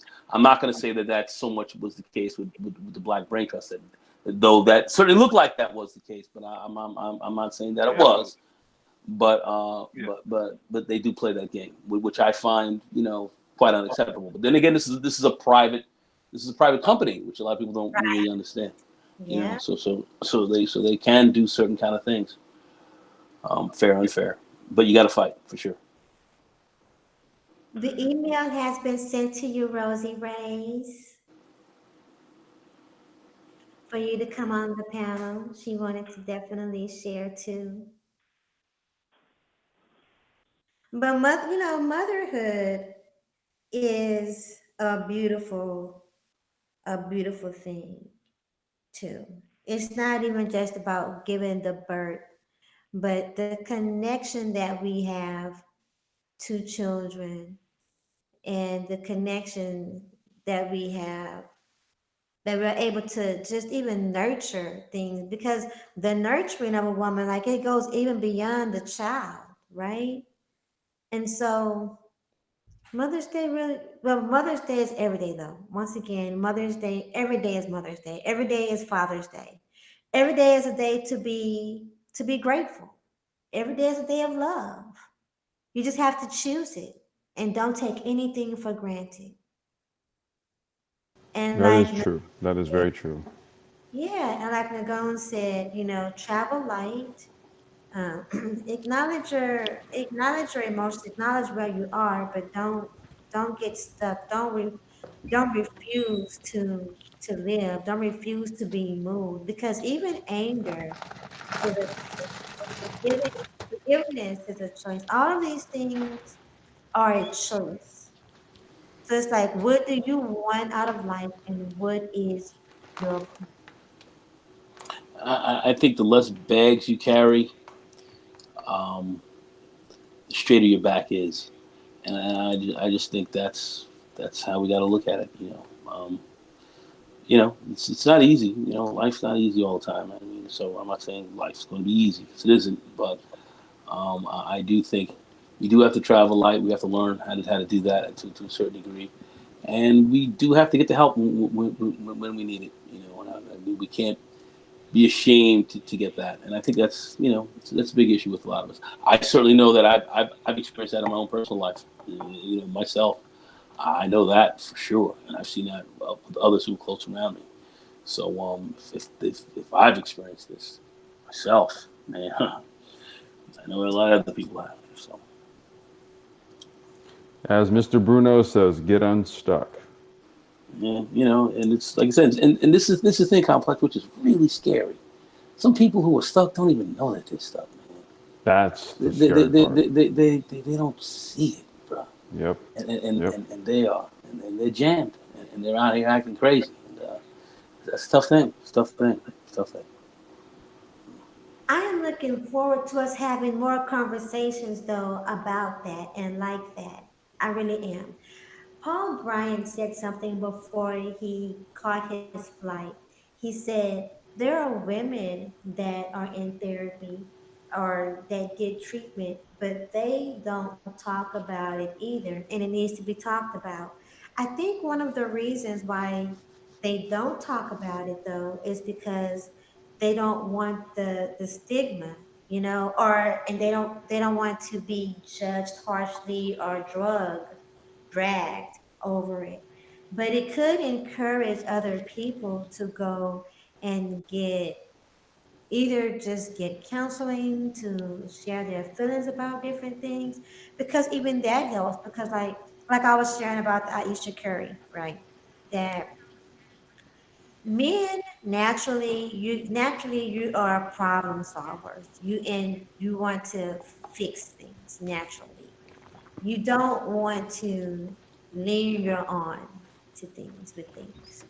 And so with a woman, when we're emotional, you can't fix with the crying, whatever, because especially if we can't voice it, because that's not what you do. You want to know what made us cry, and you want to fix the why, the what made us cry. You can't fix the cry, and that's your way of fixing the crying, right?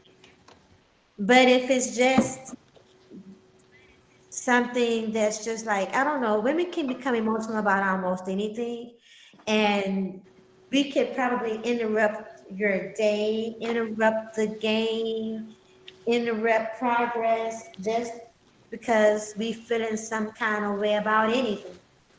And that will get on your nerves. Eventually, that will get on your nerves because you can't fix it. And we don't know what the hell is wrong with us.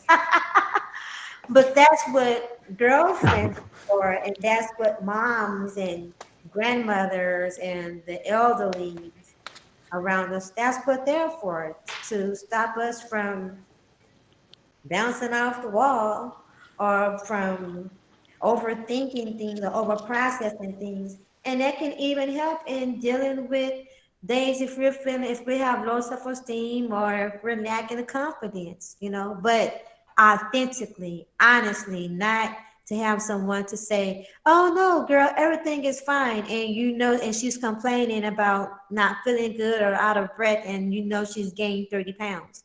So not that kind of support, but the kind of support to say, if you're not feeling good, you actually, let's talk about the health thing about this matter though. Like, yeah, you don't like the way you look, but it's also about your heart and about your sugar, So let's talk about all these things, and let's help get you there. But crying Hello. and eating more ice cream is not going to help the matter.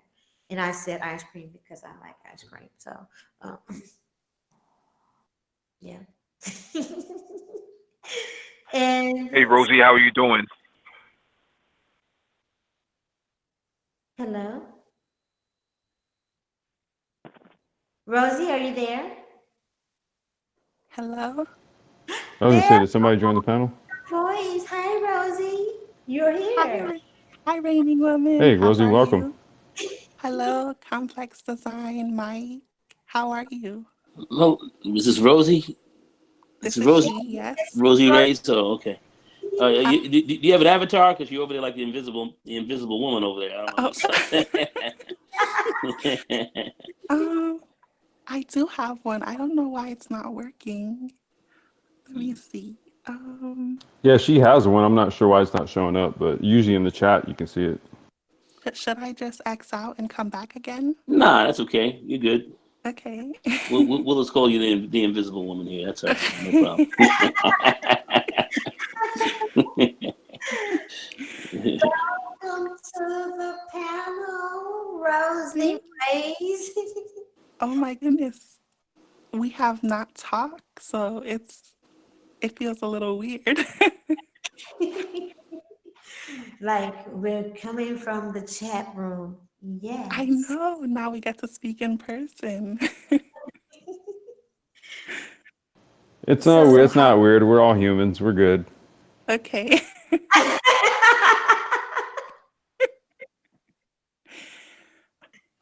Maybe so Rosie, but I what do you want to add to the conversation? Tell us about your day, and also, I think you wanted to say something about the mental health aspect that we were talking about. Is that right? yes, I definitely wanted to talk about the mental health when it came to our men because that is something that is so important. And it was really interesting because I remember I had talked to you, Reigning Women, about putting out a video, and I actually did. It was titled For My Men, and it was It's Okay to Be Vulnerable. Yeah. And that video actually got taken down. What? Yes. Wait a minute. You did a video about it's okay to be vulnerable, and it got taken down? Yes, I did it for our men, and it got all of 7 views, and it just got taken down by YouTube. You see what happens when you mess with the algorithms? So, where are you from, Rosie? Haiti. Hello? Oh, you from She's Haiti? Haitian because she was asking Zoe a couple of days ago in the chat. Yeah, yeah, yeah. Oh, Rosie, como talibou, huh? Yeah. Are you Haitian too? No. Just my workout partner, who I train with. He's Haitian, so he speaks patois all the time. So I'm starting to pick a lot. Okay. I'm starting to pick a lot of it up because it's kind of similar Uh, to Spanish and all that stuff. So I pick up. So you pick it up you know. easily. Nagon is our resident polyglot. I know. Oh, a polyglot. Something about that sounds dirty. Now let me stop anyway. But I'm not a polyglot. Mother's Day. It's Mother's Day. It's Mother's Day. no dirty talk on Mother's For those Day. of you who don't know, polyglot means somebody who can speak 7 or more seven languages. languages. Yeah, Don't take that the wrong way. Yeah, I was goofing, of course, but yeah, So, it's so, pretty cool. so, Rosie, do you speak Creole? I do, yes, I do. I'm sure she Fluent. does. Yeah, I'm sure she does. I wish I had my boy Pat on the phone. He would kick it with you right now. Yeah. No, we have Oh, several. We have several board members who speak Creole. So okay. we have Are Jack. you one of We have them? Jack. Are you one of them? I only know a few words in Creole. But Jack speaks Creole. Wacky World of O, he speaks Creole. Zoe, Zoe speaks Creole.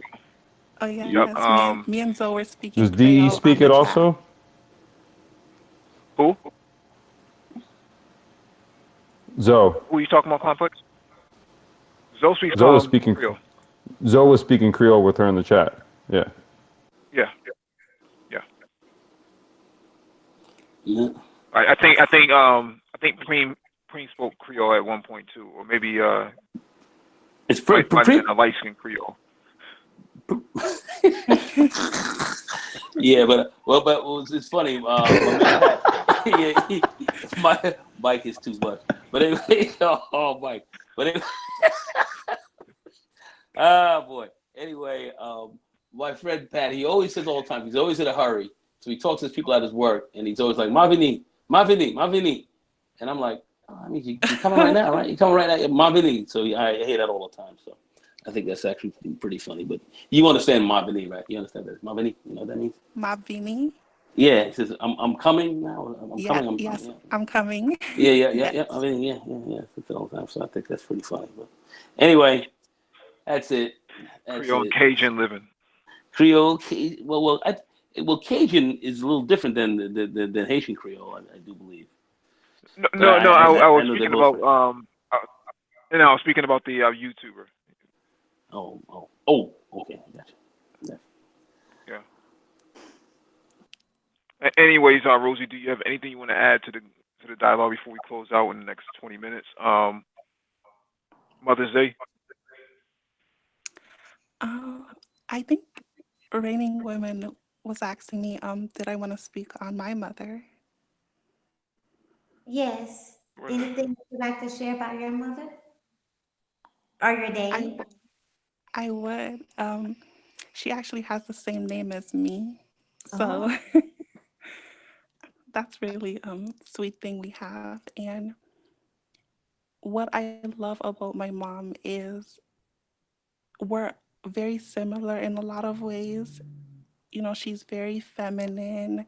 She's very traditional.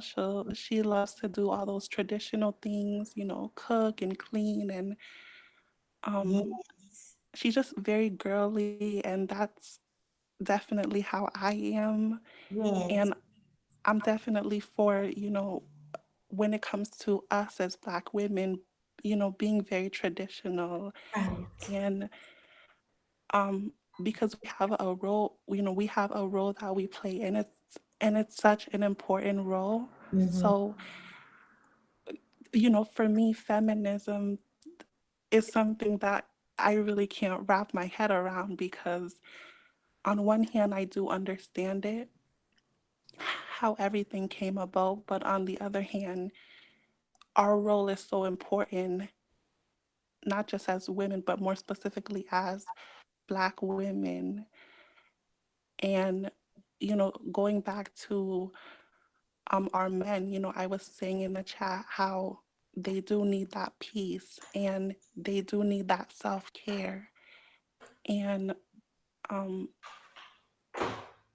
it's something that we provide. So kind of denying that and throwing that aside to me is very problematic. Right. Oh my gosh, you sound like an audio recording of me. Well, we see eye to eye, Raining Women, so we're on the same page. Man, You know, I don't think most men, I don't think have ever heard that. Honestly, have ever heard that come from a woman. That kind of like their role within the home is to provide that relief. And Right. it's not like it's not a subservient type of thing. It really isn't. I can speak from my own experiences, with, my time with my wife. Like there'd be times where I'm just off into what I'm doing, and I might have been doing it for hours, and I'm not even really conscious or cognizant of like the fact that I haven't eaten all day, I haven't been drinking water, I haven't been doing a lot of shit, right? Right. And Right. she sees it, and the next thing you know, there's a plate of food in front of my face, right, and a bottle of Hmm. water. She's like, eat, drink, you need it, and it's not a this is my my servant type of thing. It's like a no. It's like okay, for you to do what you need to do, you need to be in the best condition possible in order for you to do it. Exactly. Right. Exactly. And Yeah, it's yeah. not it's a joy to do those things. Like for my And mom, she literally, yeah, you're right. She enjoyed doing that for me. Yeah. yeah, for my mom to be in the workforce and to still maintain the home and to still maintain the husband, and to take care for the kids and make sure everything was right with the school. I sometimes I sit in awe. I'm like, I don't even know how you did all of that and maintaining a clean house. I mean, and not even just clean, just like clean. But my grandmother, her mother was the same way. And my paternal grandmother, she never worked a job in her life. She was just all about family and community and and stuff. But it is when you're in your natural femininity, when you understand as women that that's what we were created to do, even if there were no job, even if we were just in nature, we're here to nurture and to beautify. We're here to set atmospheres, set the Right. atmosphere. And so, like, even in my home, I take pleasure in keeping the atmosphere peaceful and Hmm. full of love. Like you walk into my home and you feel the presence of peace. You feel the presence of love. You feel that spirit. And to maintain that in me is very, very important. And I love to it's not even just about even just being at home, but because the home is where I sleep, it's where I rest, it's where he will sleep, it's where he will rest. That's very important. The atmosphere for the man at home is more important than to me than any other duty that we have. Because when we set the atmosphere right for you, we don't really have to worry about being made love to. We don't have to worry about, your desire because we don't have to worry about if you're going to do what it is that you're supposed to do as a man because you're going to feel inspired to do what you're supposed to do as a man. You're gonna feel encouraged. And then with us setting the atmosphere, then being able to continue to motivate you and cheer you on, like be your biggest cheerleader. But I can't be your biggest cheerleader if I'm stressed out over BS that don't even have anything to do with me. You know? Sounds like a And pick Raining me. Woman, sorry, Mike. No, I was just saying that sounds like a pick me. Oh, they love to say that.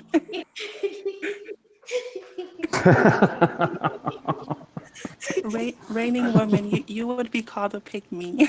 Exactly. That's they label me that. They try to shame me with that on YouTube, which I never even heard that before YouTube. I ain't never even heard that.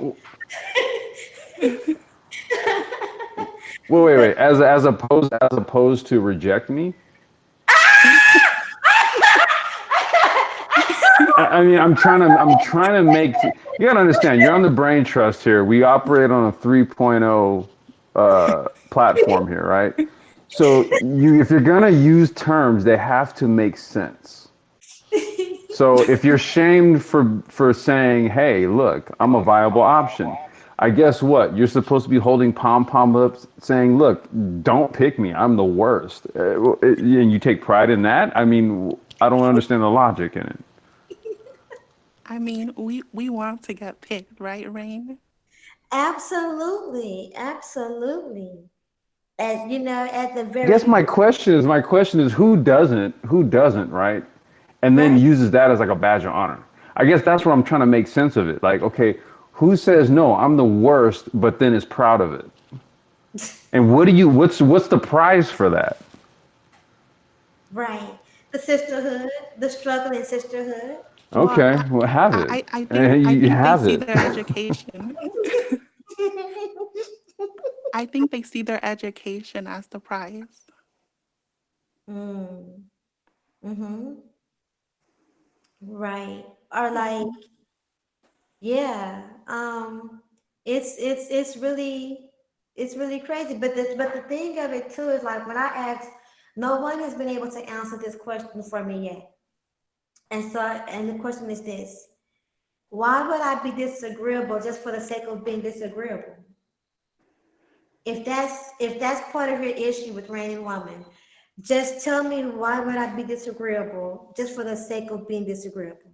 I haven't gotten an answer to that question yet because it doesn't make sense. It makes no Listen, sense.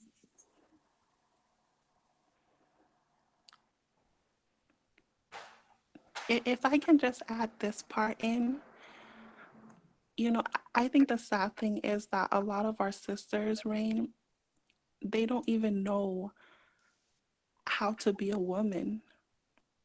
You know, Hmm. they don't know anything about the traditional roles.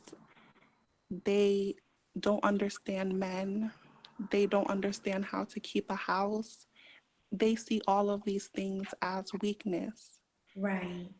So when you're talking in your femininity and you're addressing men a certain way, I know for me, when it comes to my father, when he steps foot in the door, I always kiss him on the cheek. In Haiti, we do the double kiss. So we kiss on one side, kiss on the other. And it goes for the same thing when he has his friends over the house. Hmm. I would ask them if they like something to drink. I address them a Right. certain way. Even the way that I fix his plate, it's a certain way. It's not the same way I would fix my mother's plate. Right. Right. And a lot of those things are lost because you have young women having children and they have that mindset and then they don't pass that information down to their daughters. And if we don't share the information down and sideways, it will be lost. And it's so much easier to live life as a woman in this world in your feminine energy than what is not. It just truly, and it's so much pleasurable. Like I don't understand the combativeness of it. Like once again, what is the prize? And so to say, well, you're not supposed to say anything against the women at all, ever. It's like I'm speaking against the behavior. I'm speaking against the behavior. Right. If you don't want, if you're offended by the behavior being spoken against, then you should be offended by the behavior itself. Exactly. But you don't want to be shamed. You don't want to be you don't want to talk about or anything like that. And just because, like some women, well, I only have to answer to my husband. Then why are you on YouTube on these panels? It doesn't make sense. That doesn't, and I believe that even outside of the home, the way a woman represents herself is a representation of her relationship with the Most High and with her husband. Right. So if you have a healthy relationship and a right relationship with your husband in your femininity, and you're representing him with respect and honor, you're not going to be out in the street yelling at random men because they're not your husband. And if you're not going to be in the streets yelling at random men because they're not your husband, you're not going to be on social media arguing with random men because they're not your husband. It I, doesn't make sense. I was just going to say that a lot of times it baffles me when, I will, just check out certain panels and I will see women and the way they talk to these men, they'll say, oh, well, I'm married, and they'll talk to these men, our brothers, so disrespectfully. And I'm thinking, how can you be married talking to, men that you don't even know like that? Yeah. It But just some men baffles me. accept it. Some, and this is part of the thing too, is that some men accept it.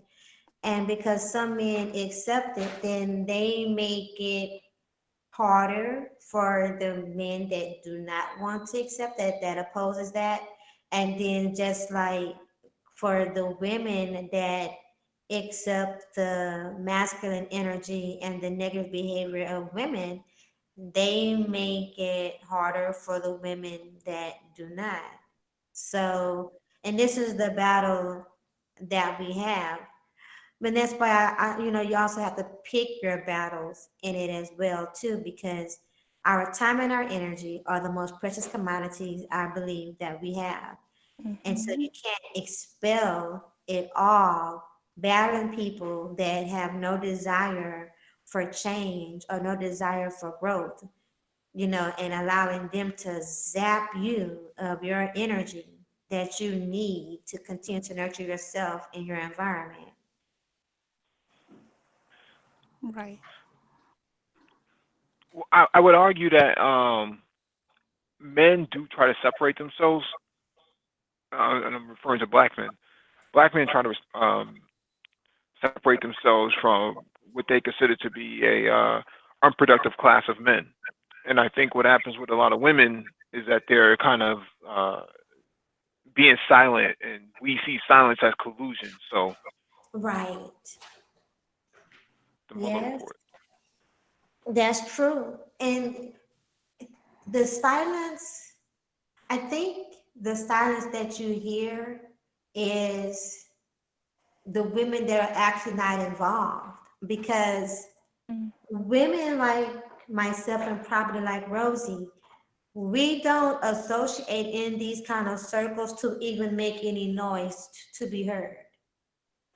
Hmm. So, like, when I separated myself from certain channels, um, and everything, I separated myself from these channels because they had nothing to do with my stand in life, in my position as a woman, the character, and they co-signed.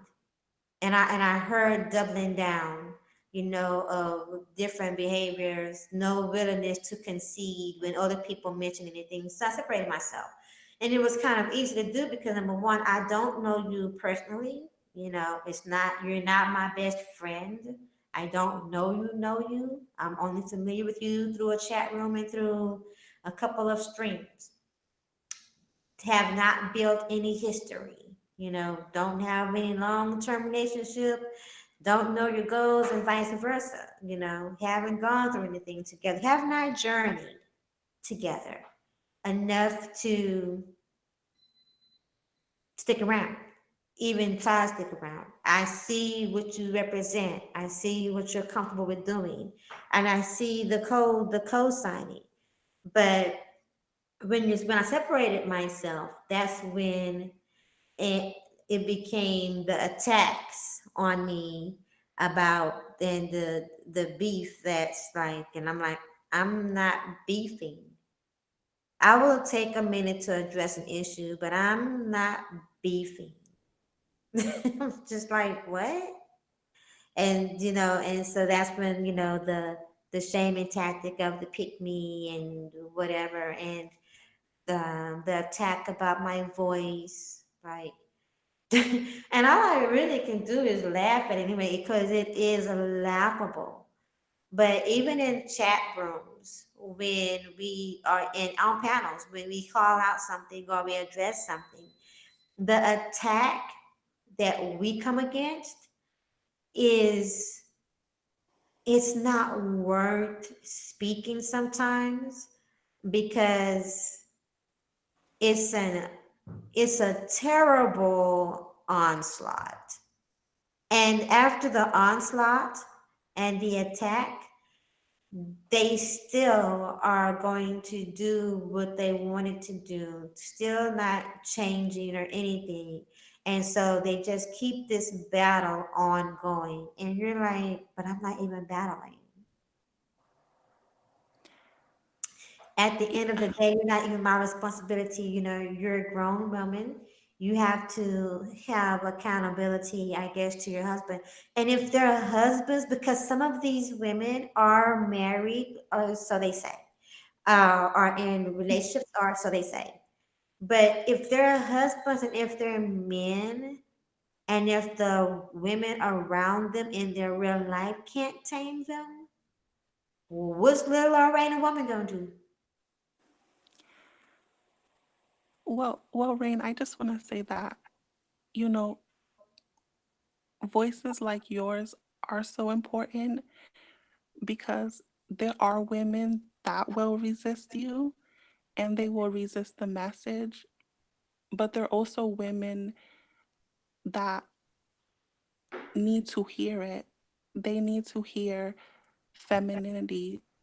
They need to hear the things that, very few sisters on YouTube do speak about because these are things that they have never heard from their mother, their grandmother. And if we just keep on being silenced, then that I feel is doing more harm than good. Hmm. And That's so it, true. it's important to bring forth that information because, you know, a lot of times, you'll have sisters and these are things they never heard before. So of course there's going to be resistance, Hmm. but it's so important to keep doing the work because we are dealing with something that has destroyed the black family structure. Right. Terrible demon. You're so right. So it's not just going to happen overnight. Just like our brothers are constantly speaking on their fellow brothers and how to improve themselves, we have to keep speaking. Our voice has to keep making noise. Yep. And that's why I use my channel the way that I use my channel because that's my place, that's my platform for my voice. That's and other channels that receive me. Um, that's my place. That's my voice. Mhm. Well, Yeah. That's we your can only point. do what we have the capacity to do. I know over here on the Brain Trust, all the brothers here, what we try to do is we just try to be an exemplary example. We try to be, I mean, even though we've dispelled the notion that something like an educated lamb or whatever that shit is, it doesn't actually, it doesn't exist like contextually speaking, like it doesn't actually exist in real life, right? So what you're actually dealing with in real life when you're dealing with intelligent black men, you're dealing with brothers like us. You're dealing like brothers like us who have we're multifaceted. We have a wide range of interests. Have our own unique experiences. You know, you can't encapsulate people in these memes that everybody frames these conversations all based on these memes, right? Alpha, beta, this, that, red pill, blue pill, black pill, whatever. Okay, but none of it exists in reality. Okay, real people exist in reality. Okay, like I might be a dude who wears glasses, but that's not indicative of, say, like my social disposition. I wear glasses because I can't fucking see, Right. right? And I don't mean to use curse words, but see, like, Rainey, I told you about this. Like, the use of the word nerd, for example, right? And I'll be like, like you know what I mean? Because it's like, look, the real, if you were to meet me in real life, what you'll find is I'm an extremely competitive person. But I just happen to be knowledgeable, right? I Right. wouldn't appreciate being called a nerd because I'm the type of dude who's going to try and kick your ass if we're out on the track. Oh, I don't need you to kick Right? my I know who I am as a person, right? You know what I mean? I know who I am, and so what the problem is also is that, like, we get wrapped up in these types of discussions and stuff, and what happens is that we strip the human element, we strip the human equation out, and we're talking based on memes. That's what we're discussing. We're discussing memes. We're not discussing actual people, real people, people who produce viable things, who have something viable to bring to the table, who have something of value. Like, that is all cast to the side to argue and yell over memes, right? That really aren't even holistically applicable to anyone. Unless you choose to embody it, come on, we're all unique individuals. So our whole push here on the Brain Trust and with the whole Manosphere 3.0 platform is to basically operate at a standard that's above the memification fray. We're above that, Yes, you are. and it's okay for women to recognize this. It's okay for them to recognize it, and it's okay for them to take notice of it. And it's okay for them to maybe recalibrate their thoughts and opinions about things based on this. It's all okay. We all have a role to play here. Yes. That's so true. And we appreciate it too. God knows we do. We're looking forward to the Black Brain Trust going live. You brothers do an We amazing try. We job, and we try. really do appreciate you. Thank you. To know that you, Welcome. yeah, to know that you guys exist. I mean, you guys you truly are a class act. I can't say that Hmm. enough. You are a class act, and I love the uniqueness that you bring to this side of YouTube. But outside of YouTube, I love what you bring to the world, the difference that you're going to make and that you're making every day. So, And the positivity. we're cheering for you. We are cheering. Hey. We're riding and rocking with you. We truly are. I mean, look, you guys did this for me. We didn't have to do this. And Oh, I'm so grateful. And when you guys come over, even over to the Raining Woman channel and get involved in the chat and everything and on the panel, you bring life, you add life, and you don't have to. So I don't take any of it for granted at all. Appreciate every element, every part of it. So thank you. But you did give us until 11 o'clock, and it is 11 o'clock. I want you all to be able to be vibrant, full of vitality in the morning when you get up to handle your business and start your day. It's been uplifting, it's been encouraging. Remember to honor your mother, not just on Mother's Day, but Mhm. every day. And the same thing with your fathers. Remember, every day is a day of love, every day is a day of gratitude. Thank you for stopping by the Black Brain Trust and allowing us to share this moment and this time and to encourage you as well as inspire you. Travel light like Nagone shared. Even I needed to hear that. Share your memories, enjoy, cry if you have to, but laugh often. Laugh often, smile at what they brought and bring to your life, as well as what that means for you bringing into the lives of others. But live your life. Live your life. Your life was given to you for you to live, and live it to the fullest. Share your love, share your joy, and be receptive to the same. And with that being said, everyone can give your final thoughts.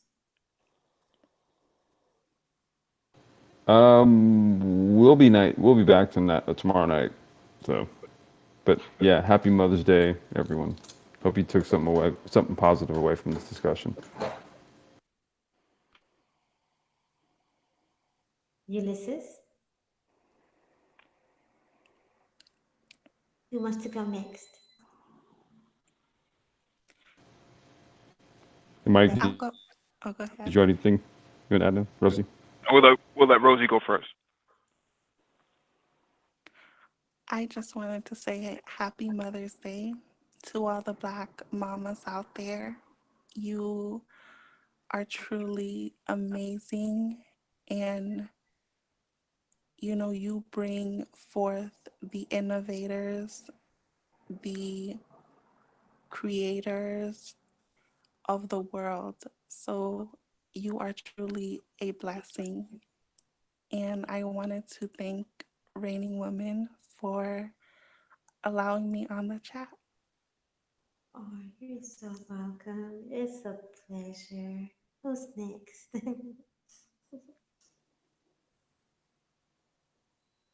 Who's Now next? I'll close out.